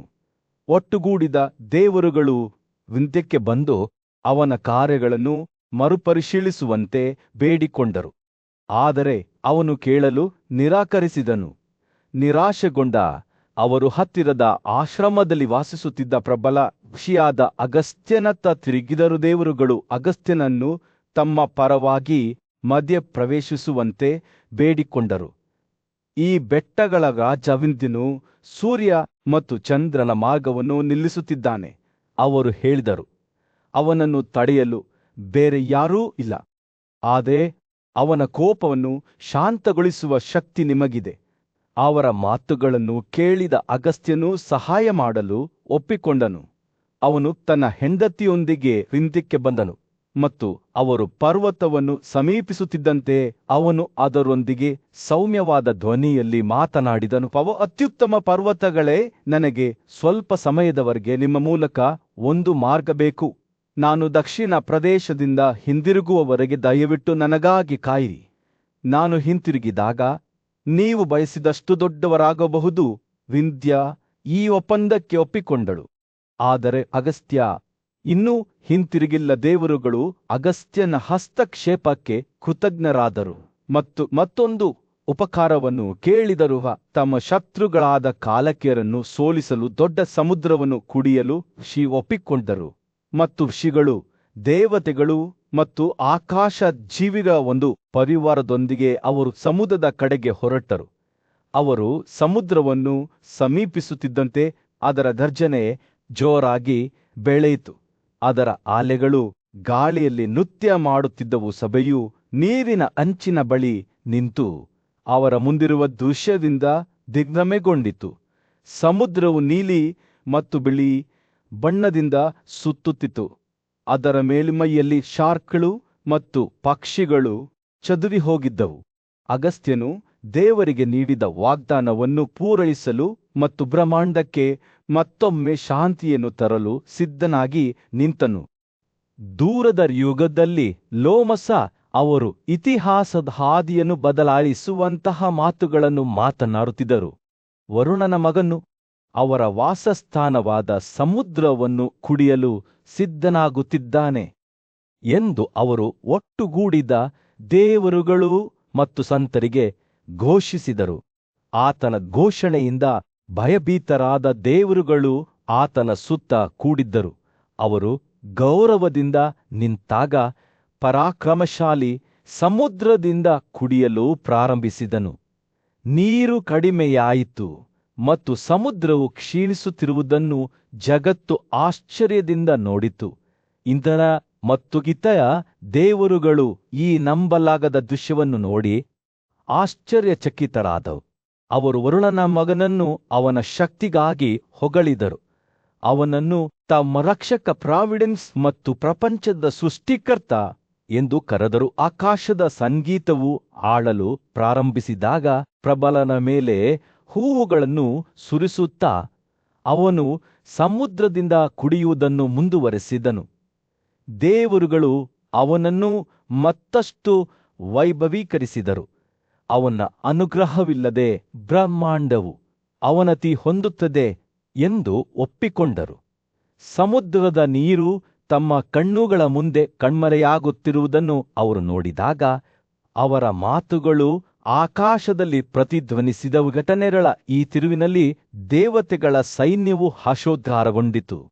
ಅವರು ತಮ್ಮ ಆಕಾಶ ಶಸ್ತ್ರಾಸ್ತ್ರಗಳನ್ನು ಹಿಡಿದು ಬಹಳ ಧೈರ್ಯದಿಂದ ಮುಂದೆ ಸಾಗಿದರು. ಸಂತ ತಪಸ್ಸಿನಿಂದ ದುರ್ಬಲಗೊಂಡಿದ್ದ ಸ್ವರ್ಗ ಪ್ರದೇಶಗಳ ರಾಕ್ಷಸರು ಪ್ರಬಲ ದೇವರುಗಳಿಗೆ ಸರಿಸಾಟಿಯಾಗಲಿಲ್ಲ. ಯುದ್ಧವು ತೀವ್ರಗೊಂಡಿತು. ಎರಡೂ ಕಡೆಯವರು ಅದ್ಭುತವಾದ ಶಕ್ತಿಯ ಪ್ರದರ್ಶನದಲ್ಲಿ ದರ್ಶನ ಮಾಡಿದರೂ ಹೋರಾಟವು ತನ್ನ ಪರಾಕಾಷ್ಠೆಯನ್ನು ತಲುಪುತ್ತಿದ್ದಂತೆ ರಾಕ್ಷಸರು ವೀರರಾಗಿದ್ದರೂ ಅಂತಿಮವಾಗಿ ದೇವರಿಗೆ ಬಿದ್ದರು. ಅವರ ದೇಹಗಳು ನಿರ್ಜೀವವಾಗಿದ್ದವು. ಆದರೆ ಅವರು ಇನ್ನೂ ತಮ್ಮ ಅಲಂಕೃತ ಪೊದೆಗಳು, ಕಿವಿಯೋಲೆಗಳು ಮತ್ತು ತೋಳುಗಳನ್ನು ಹೂ ಬಿಡುವ ಪಲಾಸ ಮರಗಳಂತೆ ಧರಿಸಿದ್ದರು. ಕಲಕೆಯ ವಂಶದ ಉಳಿದುಕೊಂಡಿದ್ದ ಕೆಲವು ರಾಕ್ಷಸರು ಭೂಮಿಯ ಕೆಳಗೆ ಆಶ್ರಯ ಕೋರಿ ತಳದ ಪ್ರದೇಶಗಳಿಗೆ ಓಡಿ ಹೋದರು. ದೇವರುಗಳು ರಾಕ್ಷಸರ ಮೇಲೆ ವಿಜಯ ಸಾಧಿಸಿದ ನಂತರ ವರುಣನ ಮಗನನ್ನು ಅವನ ನಂಬಲಾಗದ ಶಕ್ತಿಗಾಗಿ ಮತ್ತೊಮ್ಮೆ ಹೊಗಳಿದರು. ಈಗ ಅದು ಖಾಲಿಯಾಗಿರುವುದರಿಂದ ಮತ್ತೆ ಸಮುದ್ರವನ್ನು ತುಂಬಲು ಅವರು ಅವನನ್ನು ಬೇಡಿಕೊಂಡರು. ಪರಾಕ್ರಮಿಯು ತಾನು ನೀರನ್ನು ಜೀರ್ಣಿಸಿಕೊಂಡಿದ್ದೇನೆ ಮತ್ತು ಅದನ್ನು ಮರಳಿ ನೀಡಲು ಸಾಧ್ಯವಿಲ್ಲ ಎಂದು ಉತ್ತರಿಸಿದನು. ಬದಲಿಗೆ ಅವರು ತಮ್ಮ ವಾಸಸ್ಥಾನವನ್ನು ಪುನಃ ತುಂಬಲು ಮತ್ತೊಂದು ಪರಿಹಾರವನ್ನು ಕಂಡುಕೊಳ್ಳಬೇಕು. ದೇವರುಗಳು ಈ ಸಮಸ್ಯೆಯ ಬಗ್ಗೆ ಯೋಚಿಸುತ್ತಿದ್ದಂತೆ ವರುಣನ ಮಗನ ನಂಬಲಾಗದ ಸಾಧನೆಯ ಆಲೋಚನೆಯಿಂದ ಅವರು ಆಶ್ಚರ್ಯ ಮತ್ತು ದುಃಖದ ಮಿಶ್ರಣದಿಂದ ತುಂಬಿದ್ದರು. ಅವರು ಹೊಸ ಯೋಜನೆಯನ್ನು ಹುಡುಕುತ್ತಾ ಹೊರಡುವ ಮೊದಲು ಪರಾಕ್ರಮಶಾಲಿಗೆ ಗೌರವ ಸಲ್ಲಿಸುತ್ತಾ ಪರಸ್ಪರ ವಿದಾಯ ಹೇಳಿದರು. ವಿಶ್ವವನ್ನು ತಮ್ಮ ಪಕ್ಕದಲ್ಲಿ ಇಟ್ಟುಕೊಂಡು ಅವರು ಬ್ರಹ್ಮನ ಬಳಿಗೆ ಬಂದರು. ಸಮುದ್ರವನ್ನು ಹೇಗೆ ಮರುಪೂರಣಗೊಳಿಸಬೇಕು ಎಂಬುದ ಕುರಿತು ಅವರ ಸಲಹೆಯನ್ನು ಕೋರಿದರು. ದೇವರುಗಳು ಕೈಜೋಡಿಸಿ ಸಮುದ್ರವನ್ನು ಅದರ ಹಿಂದಿನ ವೈಭವಕ್ಕೆ ಮರಳಿಸುವ ತಮ್ಮ ಸಂಕಲ್ಪದಲ್ಲಿ ಒಗ್ಗೂಡಿದರು. ಮುಂದೆ ಬರುವ ಯಾವುದೇ ಸವಾಲುಗಳನ್ನು ಎದುರಿಸಲು ಸಿದ್ಧರಾಗಿ ತಮ್ಮ ವಾಸಸ್ಥಾನವನ್ನು ಪುನಃ ತುಂಬಿಸಿಕೊಳ್ಳಲು ಅವರು ಒಟ್ಟಾಗಿ ಪರಿಹಾರವನ್ನು ಹುಡುಕಿದರು. ಪ್ರಾಚೀನ ಭಾರತದ ಸಾಮ್ರಾಜ್ಯದಲ್ಲಿ ಒಂದು ಭವ್ಯವಾದ ಕಥೆಯು ಹೊರಹೊಮ್ಮಿತು. ಅದು ಮುಂದಿನ ಪೀಳಿಗೆಗೆ ಕಾಲಾನುಕ್ರಮಗಳಲ್ಲಿ ಕೆತ್ತಲ್ಪಡುತ್ತದೆ. ಇದು ಮಾನವನ ಅಜ್ಜ ಬ್ರಹ್ಮನೊಂದಿಗೆ ಪ್ರಾರಂಭವಾಯಿತು. ಅವರು ದೇವರುಗಳನ್ನು ಒಟ್ಟುಗೂಡಿಸಿ ಮಹತ್ತರವಾದ ಮಾತುಗಳನ್ನು ಮಾತನಾಡಿದರು. ಓ ದೇವರೇ, ಹೊರಟು ಹೋಗಿ ನಿಮ್ಮ ಆಸೆಗಳನ್ನು ಅನುಸರಿಸಿ, ಏಕೆಂದರೆ ಸಮುದ್ರವು ತನ್ನ ನೈಸರ್ಗಿಕ ಸ್ಥಿತಿಗೆ ಮರಳಲು ಬಹಳ ಸಮಯ ತೆಗೆದುಕೊಳ್ಳುತ್ತದೆ. ಇದರ ಸಂದರ್ಭವು ರಾಜ ಭಗೀರಥನ ವಂಶಸ್ಥರಿಂದ ಉದ್ಭವಿಸುತ್ತದೆ ಎಂದು ಅವರು ಹೇಳಿದರು. ಬ್ರಹ್ಮನ ಮಾತುಗಳು ಆಕಾಶದಲ್ಲಿ ಪ್ರತಿಧ್ವನಿಸುತ್ತಿದ್ದಂತೆ ದೇವರುಗಳು ಚದುರಿ ಹೋಗಿ ಸಮುದ್ರಕ್ಕೆ ಮತ್ತೊಮ್ಮೆ ತಮ್ಮ ಸಹಾಯದ ಅಗತ್ಯವಿರುವ ನಿಗದಿತ ಸಮಯಕ್ಕಾಗಿ ಕಾಯುತ್ತಿದ್ದರು. ಏತಮಧ್ಯೆ ಭೂಮಿಯ ಮೇಲೆ ನೀತಿವಂತ ಮತ್ತು ಸದ್ಗುಣಶೀಲ ರಾಜ ಯುಧಿಷ್ಠಿರನು ಬುದ್ಧಿವಂತ ಋಷಿಯಾದ ಲೋಮಾಸನಿಂದ ಈ ಪ್ರಾಚೀನ ಕಥೆಯ ಬಗ್ಗೆ ತಿಳಿದುಕೊಳ್ಳಲು ಪ್ರಯತ್ನಿಸಿದನು. ಓ ಸಂತನೇ, ನನಗೆ ತಿಳಿಸಿ, ಅವನು ಕೇಳಿದ ಆ ಸಂದರ್ಭ ಯಾವುದು ಮತ್ತು ಭಾಗೀರಥನ ವಂಶಸ್ಥರು ಅದಕ್ಕೆ ಹೇಗೆ ಕೊಡುಗೆ ನೀಡಿದರು? ಅವರ ಪ್ರಯತ್ನಗಳಿಂದ ಸಮುದ್ರವು ಹೇಗೆ ತುಂಬಿತು? ಯುಧಿಷ್ಠಿರನ ಕುತೂಹಲದಿಂದ ಸಂತೋಷಗೊಂಡ ಲೋಮಾಸನು ತನ್ನ ಕಥೆಯನ್ನು ಪ್ರಾರಂಭಿಸಿದನು. ಪ್ರಾಚೀನ ಕಾಲದಲ್ಲಿ ಶಕ್ತಿ ಮತ್ತು ಸೌಂದರ್ಯದಿಂದ ಭೂಮಿಯ ಮೇಲೆ ಆಳ್ವಿಕೆ ನಡೆಸಿದ ಸಾಗರಕೆಂಬ ಪ್ರಬಲ ರಾಜನಿದ್ದನು. ಅವನಿಗೆ 2 ಪತ್ನಿಯರಿದ್ದರು. ಇಬ್ಬರು ತಮ್ಮ ಸೌಂದರ್ಯ ಮತ್ತು ಯೌವನಕ್ಕೆ ಹೆಸರುವಾಸಿಯಾಗಿದ್ದರು. ಒಬ್ಬರು ವಿದರ್ಭದ ರಾಜಮನೆತನದಿಂದ ಮತ್ತು ಇನ್ನೊಬ್ಬರು ಸಿವಿಯಿಂದ ಮಕ್ಕಳಿಲ್ಲದ ಮತ್ತು ತನ್ನ ಪರಂಪರೆಯನ್ನು ಭದ್ರಪಡಿಸಿಕೊಳ್ಳಲು ಉತ್ಸುಕನಾಗಿದ್ದ ರಾಜ ಸಾಗರನು ತನ್ನ ಪತ್ನಿಯರನ್ನು ಪವಿತ್ರ ಪರ್ವತವಾದ ಕೈಲಾಸಕ್ಕೆ ಕರೆದೊಯ್ದನು. ಅಲ್ಲಿ ಅವನು ತೀವ್ರ ತಪಸ್ಸು ಮತ್ತು ಯೋಗದ ಚಿಂತನೆಯನ್ನು ಅಭ್ಯಾಸ ಮಾಡುತ್ತಿದ್ದರು. ಅವನು ಧ್ಯಾನದಲ್ಲಿ ಕುಳಿತಿದ್ದಾಗ 3 ಕಣ್ಣುಗಳುಳ್ಳ ಪರಾಕ್ರಮಶಾಲಿ ದೇವನಾದ ಶಿವನು ಅವನ ಮುಂದೆ ಕಾಣಿಸಿಕೊಂಡನು. ಭಕ್ತಿಯಿಂದ ಕಣ್ಣೆಟ್ಟ ರಾಜನು ತನ್ನ 2 ರಾಣಿಯರೊಂದಿಗೆ ಶಿವನ ಪಾದಗಳ ಮೇಲೆ ಬಿದ್ದನು. ಅವನು ತನ್ನ ರಾಜ್ಯವನ್ನು ಆನುವಂಶಿಕವಾಗಿ ಪಡೆಯಲು ಮತ್ತು ತನ್ನ ವಂಶಾವಳಿಯನ್ನು ಶಾಶ್ವತಗೊಳಿಸಲು ಮಗನನ್ನು ಬೇಡಿಕೊಂಡನು. ಶಿವನು ಸಾಗರನ ಧರ್ಮನಿಷ್ಠೆಯಿಂದ ಸಂತೋಷಗೊಂಡು ಅವನ ಬಯಕೆಯನ್ನು ಈಡೇರಿಸಿದನು. ಅವನ ಹೆಂಡತಿಯರಲ್ಲಿ ಒಬ್ಬಳಿಂದ 60,000 ಗಂಡು ಮಕ್ಕಳು ಜನಿಸುತ್ತಾರೆ. ಆದರೆ ಅವೆಲ್ಲರೂ ಒಟ್ಟಾಗಿ ನಾಶವಾಗುತ್ತಾರೆ. ಆದಾಗ್ಯೂ ಇನ್ನೊಬ್ಬ ಹೆಂಡತಿಯಿಂದ ಒಬ್ಬ ವೀರಮಗನು ಹೊರಹೊಮ್ಮುತ್ತಾನೆ. ಅವನು ಸಾಗರನ ಪರಂಪರೆಯನ್ನು ಮುಂದುವರಿಸಲು ಉದ್ದೇಶಿಸಿದ್ದನು. ಈ ಮಾತುಗಳೊಂದಿಗೆ ಶಿವನು ಕಣ್ಮರೆಯಾದನು. ಸಾಗರನು ದೇವರ ಭವಿಷ್ಯವಾಣಿಯನ್ನು ಪೂರೈಸಲು ಉತ್ಸುಕನಾಗಿದ್ದನು. ಇಬ್ಬರು ರಾಣಿಯರು ಶೀಘ್ರದಲ್ಲೇ ಗರ್ಭಿಣಿಯಾದರು ಮತ್ತು ಅವರಿಗೆ ಜನ್ಮ ನೀಡುವ ಸಮಯ ಬಂದಾಗ ವಿದರ್ಭದ ರಾಜಕುಮಾರಿಯು ಸೋರೆಕಾಯಿಯಂತಹ ವಸ್ತುವನ್ನು ಹೆತ್ತಳು. ಆದರೆ ಶಿವಿಯ ರಾಜಕುಮಾರಿಯು ದೇವರಂತೆ ಸುಂದರವಾದ ಪ್ರಕಾಶಮಾನವಾದ ಹುಡುಗನಿಗೆ ಜನ್ಮ ನೀಡಿದಳು. ಆರಂಭದಲ್ಲಿ ಸೋರೆಕಾಯಿಯನ್ನು ತ್ಯಜಿಸುವ ಉದ್ದೇಶ ಹೊಂದಿದ್ದ ರಾಜ ಸಾಗರನಿಗೆ ಮೇಲಿನಿಂದ ಬಂದ ದೈವಿಕ ಧ್ವನಿಯಿಂದ ಎಚ್ಚರಿಕೆ ನೀಡಲಾಯಿತು. ನಿಮ್ಮ ಮಕ್ಕಳನ್ನು ತ್ಯಜಿಸಬೇಡಿ ಎಂದು ಅದು ಹೇಳಿತು. ಸೋರೆಕಾಯಿಯಿಂದ ಬೀಜಗಳನ್ನು ತೆಗೆದುಹಾಕಿ ಮತ್ತು ಶುದ್ಧೀಕರಿಸಿದ ಬೆಣ್ಣೆಯಿಂದ ತುಂಬಿದ ಆವಿಯಲ್ಲಿ ಅವುಗಳನ್ನು ಎಚ್ಚರಿಕೆಯಿಂದ ಸಂರಕ್ಷಿಸಿ, ಹೀಗೆ ರಾಜನು ಸೂಚನೆಗಳನ್ನು ಅನುಸರಿಸಿದನು. ಮತ್ತು ಶೀಘ್ರದಲ್ಲೇ 60,000 ಗಂಡು ಮಕ್ಕಳು ಜನಿಸಿದರು. ಪ್ರತಿಯೊಬ್ಬರೂ ತಮ್ಮ ತಂದೆ ಕಲ್ಪಿಸಿಕೊಂಡಂತೆ ಧೈರ್ಯಶಾಲಿ ಮತ್ತು ಹೆಮ್ಮೆಯವರಾಗಿದ್ದರು. ಕಥೆಯು ತೆರೆದುಕೊಳ್ಳುತ್ತಿದ್ದಂತೆ ಯುಧಿಷ್ಠಿರನು ಶ್ರದ್ಧೆಯಿಂದ ಆಲಿಸಿದನು. ಅವನ ಹೃದಯವು ತುಂಬಿತು. ಭಾರತ ಜನಾಂಗದ ರಾಜ್ಯದಲ್ಲಿ ರಾಜ ಸಾಗರನು ತನ್ನ ನೀತಿಗೆ ಹೆಸರುವಾಸಿಯಾಗಿದ್ದನು. ಒಂದು ದಿನ ಆಕಾಶದಿಂದ ಒಂದು ದೈವಿಕ ಧ್ವನಿಯು ಅವನೊಂದಿಗೆ ಮಾತನಾಡುತ್ತಾ ಅವನು ಅನುಸರಿಸಬೇಕಾದ ಹಾದಿಯಲ್ಲಿ ಅವನಿಗೆ ಮಾರ್ಗದರ್ಶನ ನೀಡಿತು. ಈ ಮಾತುಗಳಿಗೆ ಕಿವಿಗೊಟ್ಟು ಸಾಗರನು ಸ್ಪಷ್ಟವಾದ ಬೆಣ್ಣೆಯಿಂದ ತುಂಬಿದ ಪಾತ್ರೆಗಳಲ್ಲಿ ಬೀಜಗಳನ್ನು ಇರಿಸಿದನು ಮತ್ತು ಪ್ರತಿ ಪಾತ್ರೆಗೆ ದಾದಿಯರನ್ನು ನೇಮಿಸಿದನು. ಅವನ ಉದ್ದೇಶವು ಅವನ ಪುತ್ರರ ಯೋಗಕ್ಷೇಮವನ್ನು ಖಚಿತಪಡಿಸಿಕೊಳ್ಳುವುದಾಗಿತ್ತು. ವರ್ಷಗಳು ಕಳೆದವು ಮತ್ತು ರುದ್ರನ ಅನುಗ್ರಹದಿಂದ ಅಳೆಯಲಾಗದ ಶಕ್ತಿಯನ್ನು ಉಡುಗೊರೆಯಾಗಿ ಪಡೆದ 60,000 ಶಕ್ತಿಶಾಲಿ ಪುತ್ರರು ಸಾಗರನಿಗೆ ಜನಿಸಿದರು. ಈ ಪರಾಕ್ರಮಶಾಲಿ ಯೋಧರು ಭೂಮಿಯಲ್ಲಿ ಸುತ್ತಾಡಿದರು. ಅವರ ಕ್ರೌರ್ಯ ಮತ್ತು ನಿರ್ದಯತೆಯು ದೇವರುಗಳು, ಗಾಂಧರ್ವರು, ರಾಕ್ಷಸರು ಮತ್ತು ಎಲ್ಲಾ ಜೀವಿಗಳ ಹೃದಯಗಳಲ್ಲಿ ಭಯವನ್ನು ಉಂಟುಮಾಡಿತು. ಅವರ ಕಾರ್ಯಗಳು ಎಷ್ಟು ಅಸಹನೀಯವಾಗಿದ್ದವು ಎಂದರೆ ದೇವರುಗಳು ಸಹ ಬ್ರಹ್ಮನಲ್ಲಿ ಆಶ್ರಯ ಪಡೆದರು.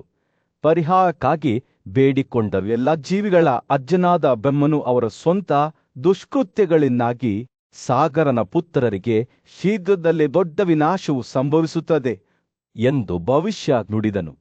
ದೇವರುಗಳು ಮತ್ತು ಪುರುಷರು ಮನೆಗೆ ಮರಳಿದರು. ಮುಂಬರುವ ವಿನಾಶದ ಬಗ್ಗೆ ಸಾಗರನಿಗೆ ಅರಿವಿರಲಿಲ್ಲ. ದಿನಗಳು ಕಳೆದಂತೆ ರಾಜ ಸಾಗರನು ದೊಡ್ಡ ಕುದುರೆಯ ಬಲಿಗೆ ಸಿದ್ಧನಾದನು. ಆದರೆ ಅವನ ಅಮೂಲ್ಯವಾದ ಕುದುರೆ ತನ್ನ ಪುತ್ರರ ರಕ್ಷಣೆಯಲ್ಲಿ ಕಣ್ಮರೆಯಾಯಿತು. ಅದನ್ನು ಕಳವು ಮಾಡಲಾಗಿದೆ ಎಂದು ಮನಗಂಡ ಅವರು ಭೂಮಿಯನ್ನು ಪ್ರಮುಖ ಸ್ಥಳಗಳಿಂದ ಸಮುದ್ರದ ಮೇಲ್ಮೈಯವರೆಗೆ ಶೋಧಿಸಿದರು.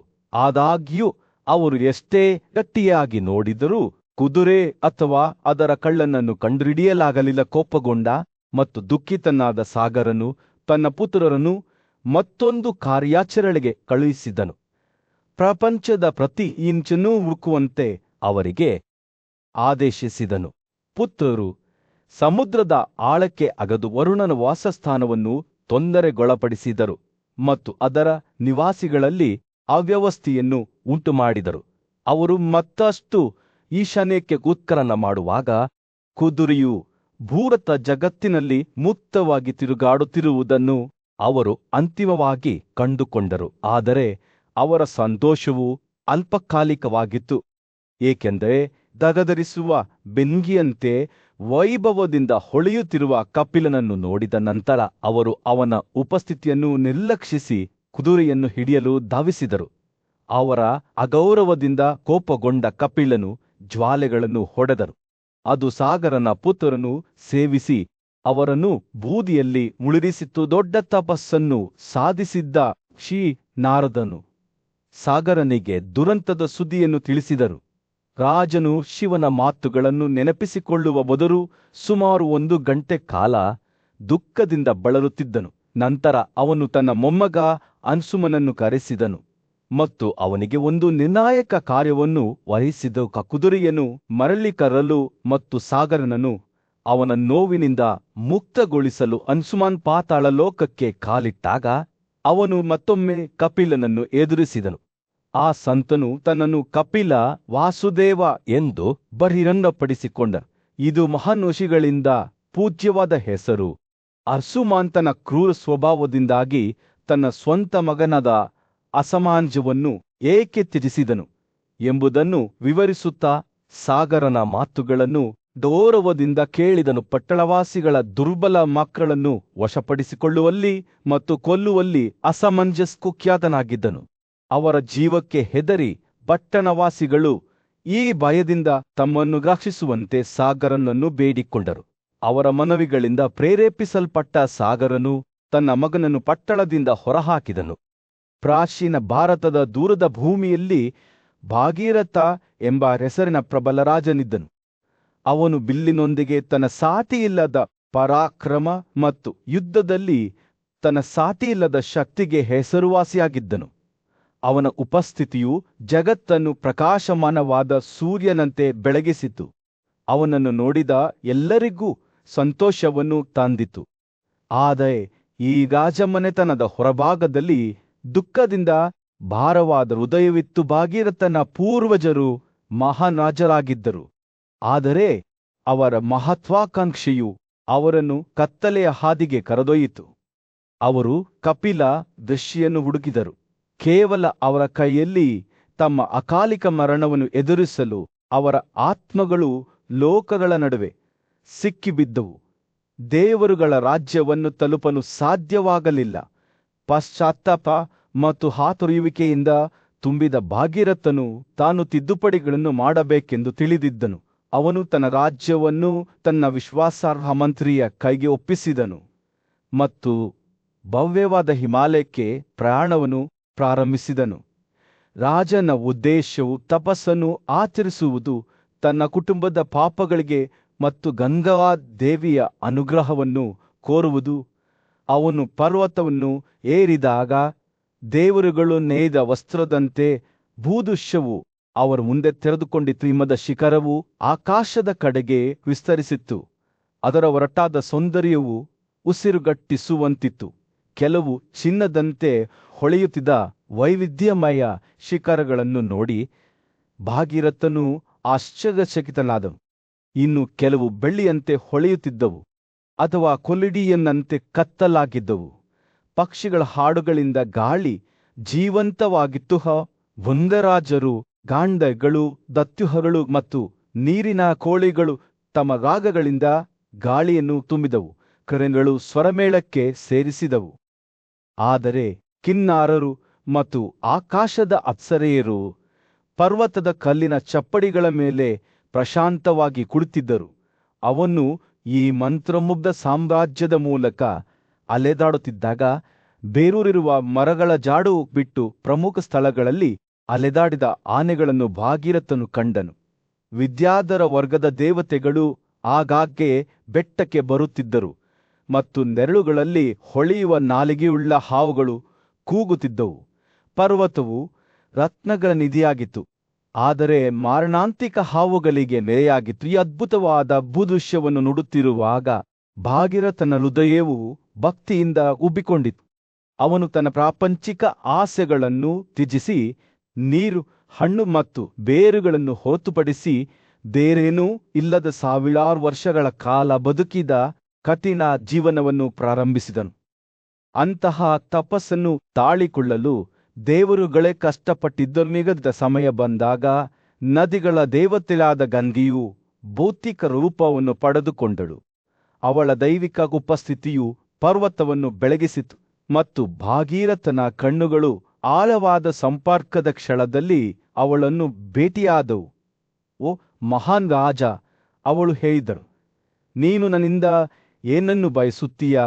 ನೀನು ಯಾವ ವರವನ್ನು ಬಯಸುತ್ತೀಯಾ? ತನ್ನ ಪೂರ್ವಜರ ಅಕಾಲಿಕ ನಿಧನ ಮತ್ತು ದೇವರುಗಳ ರಾಜ್ಯವನ್ನು ತಲುಪಲು ಅವರ ಅಸಮರ್ಥತೆಯ ಕಥೆಯನ್ನು ವಿವರಿಸುತ್ತಾ ಭಾಗೀರಥನು ತನ್ನ ಹೃದಯವನ್ನು ಗಂಗೆಗೆ ಸುರಿಸಿದನು.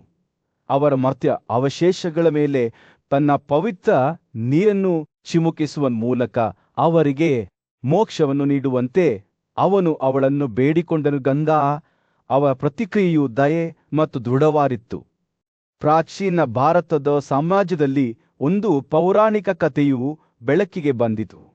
ಅದು ಕಾಲಾನುಕ್ರಮಗಳಲ್ಲಿ ಕೆತ್ತಲ್ಪಡುತ್ತದೆ. ಇದು ತನ್ನ ಪೂರ್ವಜರ ದುರಂತದ ಕಥೆಯನ್ನು ಕೇಳಿದ ರಾಜನಾದ ಭಾಗೀರಥನೊಂದಿಗೆ ಪ್ರಾರಂಭವಾಯಿತು. ಅವರ ದೇಹಗಳು, ಪ್ರಬಲ ಸಾಗರನ ಪುತ್ರರ ದೇಹಗಳು, ವಿಮೋಚನೆಗಾಗಿ ಕಾಯುತ್ತಾ ಭೂಮಿಯ ಮೇಲೆ ಚದುರಿ ಹೋಗಿದ್ದವು. ಸಹಾನುಭೂತಿ ಮತ್ತು ಭಕ್ತಿಯಿಂದ ಪ್ರೇರೇಪಿಸಲ್ಪಟ್ಟ ಭಾಗೀರಥನು ಅವರ ಆತ್ಮಗಳಿಗೆ ಸಾಂತ್ವನ ನೀಡಲು ಪ್ರಯತ್ನಿಸಿದನು. ಅವನು ಹಿಮಭರಿತ ಪರ್ವತ ಶ್ರೇಣಿಗಳಲ್ಲಿ ವಾಸಿಸುತ್ತಿದ್ದ ಮಹಾನ್ ದೇವರು ಶಿವನ ಬಳಿಗೆ ಹೋದನು. ಬುದ್ಧಿವಂತ ಋಷಿಯಾದ ಲೋಮಾಸನು ತನಗೆ ಸಹಾಯ ಮಾಡಲು ಶಿವನ ಇಚ್ಛೆಯನ್ನು ಅರಸನಿಗೆ ತಿಳಿಸಿದ್ದನು. ಅವನು ಪ್ರಬಲ ದೇವರ ಮುಂದೆ ನಿಂತಾಗ ರಾಜರ ಹೃದಯವು ಭರವಸೆಯಿಂದ ತುಂಬಿತ್ತು. ಮನುಷ್ಯರ ರಕ್ಷಕರಲ್ಲಿ ಅತ್ಯಂತ ನೀತಿವಂತ ಆದವರೇ, ಶಿವನು ಭಾಗೀರಥನನ್ನು ಉದ್ದೇಶಿಸಿ, ಅವಳು ಆಕಾಶದಿಂದ ಇಳಿಯುವಾಗ ನಾನು ದೇವತೆಗಳ ನದಿಯನ್ನು ಉಳಿಸಿಕೊಳ್ಳುತ್ತೇನೆ.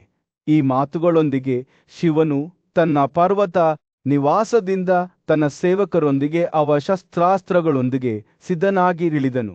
ಅವನು ಶಿವನ ವಾಗ್ದಾನವನ್ನು ಕೇಳಿದಾಗ ಭಾಗೀರಥನ ಭಕ್ತಿಯು ಬೆಳಗಿತು. ಅವನು ಆರಾಧಿಸಿ ದೇವತೆಗಳ ನದಿಯಾದ ಗಂಗೆಯ ಕಡೆಗೆ ತನ್ನ ಆಲೋಚನೆಗಳನ್ನು ನಿರ್ದೇಶಿಸಿದನು. ರಾಜನ ಹಂಬಲಕ್ಕೆ ಪ್ರತಿಕ್ರಿಯಿಸಿದಂತೆ ಗಂಗಾ ಸ್ವರ್ಗದಲ್ಲಿ ಅಲುಗಾಡಲು ಪ್ರಾರಂಭಿಸಿದಳು. ಆಕೆಯ ಶುದ್ಧ ಮತ್ತು ದೈವಿಕ ನೀರು ಭೂಮಿಯ ಕಡೆಗೆ ಹರಿಯಲು ಪ್ರಾರಂಭಿಸಿತು. ಭಾಗೀರಥನ ಹೃತ್ಪೂರ್ವಕ ಪ್ರಾರ್ಥನೆಯಿಂದ ಸೆಳೆಯಲ್ಪಟ್ಟಿತ್ತು. ಗಂಗಾ ನದಿಯ ಇಳಿಯುವಿಕೆಯು ಇತರ ಎಲ್ಲ ದೃಶ್ಯಗಳಿಗಿಂತ ಭಿನ್ನವಾದ ಒಂದು ದೃಶ್ಯವಾಗಿತ್ತು. ಆಕೆಯು ಆಕಾಶದಿಂದ ಬಿದ್ದಳು. ಆಕೆಯ ಸುಂಟರಗಾಳಿಗಳು ಉಕ್ಕಿ ಹರಿದವು. ಮೀನುಗಳು ಮತ್ತು ಶಾರ್ಕ್ಗಳಿಂದ ತುಂಬಿದವು. ಆಕೆಯು ಭೂಮಿಯಾದ್ಯಂತ ಹರಿಯುತ್ತಿರುವಾಗ ಆಕೆಯ ನೀರು 3 ತೊರೆಗಳಾಗಿ ಬೇರ್ಪಟ್ಟಿತು. ಪ್ರತಿಯೊಂದು ತನ್ನದೇ ಆದ ರೀತಿಯಲ್ಲಿ ವಿಶಿಷ್ಟವಾಗಿದೆ. ಒಂದು ತೊರೆ ಸಮುದ್ರದ ಕಡೆಗೆ ಧಾವಿಸಿತು. ಆದರೆ ಇತರವುಗಳು ಪರ್ವತಗಳು ಮತ್ತು ಕಣಿವೆಗಳ ಮೂಲಕ ಹರಿಯುತ್ತಿದ್ದವು. ಗಂಗಾ ನದಿಯ ನೀರು ಕುಡಿತದ ಅಮಲಿನಲ್ಲಿದ್ದ ಮಹಿಳೆಯಂತೆ ತಮ್ಮ ಗಮ್ಯಸ್ಥಾನಕ್ಕೆ ಹೋಗುವಾಗ ಮುಗ್ಗರಿಸಿತು ಮತ್ತು ದಿಗ್ಭ್ರಮೆಗೊಳಗಾಯಿತು. ಗಂಗೆಯು ಭೂಮಿಯ ಮೇಲ್ಮೈಯನ್ನು ತಲುಪುತ್ತಿದ್ದಂತೆ ಆಕೆ ದೇಶದಾದ್ಯಂತ ಪ್ರತಿಧ್ವನಿಸುವ ಧ್ವನಿಯಲ್ಲಿ ಭಾಗೀರಥನೊಂದಿಗೆ ಮಾತನಾಡಿದರು. ಓ ಮಹಾನ್ ರಾಜನೇ, ನಾನು ಯಾವ ಮಾರ್ಗವನ್ನು ಅನುಸರಿಸಬೇಕೆಂಬುದನ್ನು ನನಗೆ ತೋರಿಸು. ಗಂಗೆಯನ್ನು ತನ್ನ ಪೂರ್ವಜರ ದೇಹಗಳು ಬಿದ್ದಿರುವ ಸ್ಥಳಕ್ಕೆ ಕರೆದೊಯ್ಯುವಾಗ ಭಾಗೀರಥನ ಹೃದಯವು ಸಂತೋಷದಿಂದ ಉಬ್ಬಿಕೊಂಡಿತು. ಈಗ ಶುದ್ಧೀಕರಣ ಮತ್ತು ವಿಮೋಚನೆಯ ಸಂಕೇತವಾಗಿರುವ ನದಿಯು ಭೂಮಿಯನ್ನು ತುಂಬಿ ಹಿಂದಿನ ಕಲ್ಮಶಗಳನ್ನು ತೊಳೆದುಕೊಂಡಿತು. ಆಕೆಯ ಕೆಲಸವನ್ನು ಪೂರೈಸಿದ ನಂತರ ಶಿವನು ಆಕಾಶ ಜೀವಿಗಳೊಂದಿಗೆ ತನ್ನ ಪರ್ವತ ನಿವಾಸಕ್ಕೆ ಮರಳಿದನು. ಗಂಗೆಯೊಂದಿಗೆ ಭಾಗೀರಥನು ಸಮುದ್ರವನ್ನು ತಲುಪಿದನು. ಅದು ಶೀಘ್ರವಾಗಿ ನದಿಯ ನೀರಿನಿಂದ ತುಂಬಿತ್ತು. ರಾಜನು ಗಂಗೆಯನ್ನು ನಗಳಾಗಿ ದತ್ತು ತೆರೆದುಕೊಂಡನು ಮತ್ತು ತನ್ನ ಪೂರ್ವಜರ ಹೆಸರುಗಳಿಗೆ ನೀರನ್ನು ಅರ್ಪಿಸಿದನು. ಹೀಗೆ ಅವನ ಹೃದಯದ ಬಯಕೆಯನ್ನು ಪೂರೈಸಿದನು. ಹೀಗಾಗಿ ಗಂಗೆಯು ಸ್ವರ್ಗದಿಂದ ಭೂಮಿಗೆ ಇಳಿದ ಕಥೆಯನ್ನು ಕಾಲಾನುಕ್ರಮಗಳಲ್ಲಿ ಕೆತ್ತಲಾಗಿದೆ. ಇದು ಭಕ್ತಿ ಮತ್ತು ಸಹಾನುಭೂತಿಯ ಶಕ್ತಿಗೆ ಸಾಕ್ಷಿಯಾಗಿದ್ದು, ಅತ್ಯಂತ ಅಸಾಧ್ಯವಾದ ಕಾರ್ಯಗಳನ್ನು ಸಹ ನಂಬಿಕೆ ಮತ್ತು ದೃಢ ನಿಶ್ಚಯದಿಂದ ಸಾಧಿಸಬಹುದು ಎಂಬುದನ್ನು ನೆನಪಿಸುತ್ತದೆ. ಸೂರ್ಯನು ಹಿಮಾಲಯದ ವಿಶಾಲ ವಿಸ್ತಾರದ ಮೇಲೆ ಮುಳುಗುತ್ತಿದ್ದಾಗ ಕುಂತಿಯ ಮಗ ಅರ್ಜುನನು ನಿಧಾನವಾಗಿ ನಂದ ಮತ್ತು ಅಪರಾನಂದ ಎಂಬ 2 ನದಿಗಳ ಸಂಗಮದತ್ತ ಸಾಗುತ್ತಿದ್ದನು. ಈ ನದಿಗಳು ವ್ಯಕ್ತಿಯ ಹೃದಯದಲ್ಲಿ ನೆಲೆಸಿರುವ ಪಾಪದ ಭಯವನ್ನು ನಾಶಮಾಡುವ ಶಕ್ತಿಯನ್ನು ಹೊಂದೆ ಎಂದು ಹೇಳಲಾಗುತ್ತದೆ. ಅವನು ನಡೆಯುವಾಗ ಗಾಳಿಯು ಪಾರಮಾರ್ಥಿಕ ಶಕ್ತಿಯಿಂದ ದಪ್ಪವಾಯಿತು ಮತ್ತು ಅರ್ಜುನನು ತನ್ನ ತೋಳುಗಳ ಮೇಲಿನ ಕೂದಲುಗಳು ಕೊನೆಯಲ್ಲಿ ನಿಂತಿರುವುದನ್ನು ಅನುಭವಿಸಿದನು. ಅವನು ಹೇಮಕೂಟದ ಶಿಖರವನ್ನು ತಲುಪುತ್ತಿದ್ದಂತೆ ಅವನು ಮುಂದೆ ಒಂದು ವಿಚಿತ್ರವಾದ ಮತ್ತು ಅದ್ಭುತವಾದ ದೃಶ್ಯವು ತೆರೆದುಕೊಂಡಿತು. ಕೇವಲ ಪದಗಳ ಉಚ್ಚಾರಣೆಯು ಮೋಡಗಳ ಗುಂಪನ್ನು ಕರೆಯಲು ಸಾಕಾಗಿತ್ತು. ಅದು ಬೆಟ್ಟದ ಮೇಲೆ ಕಲ್ಲುಗಳ ಪ್ರವಾಹವನ್ನು ಬಿಚ್ಚಿಟ್ಟಿತು.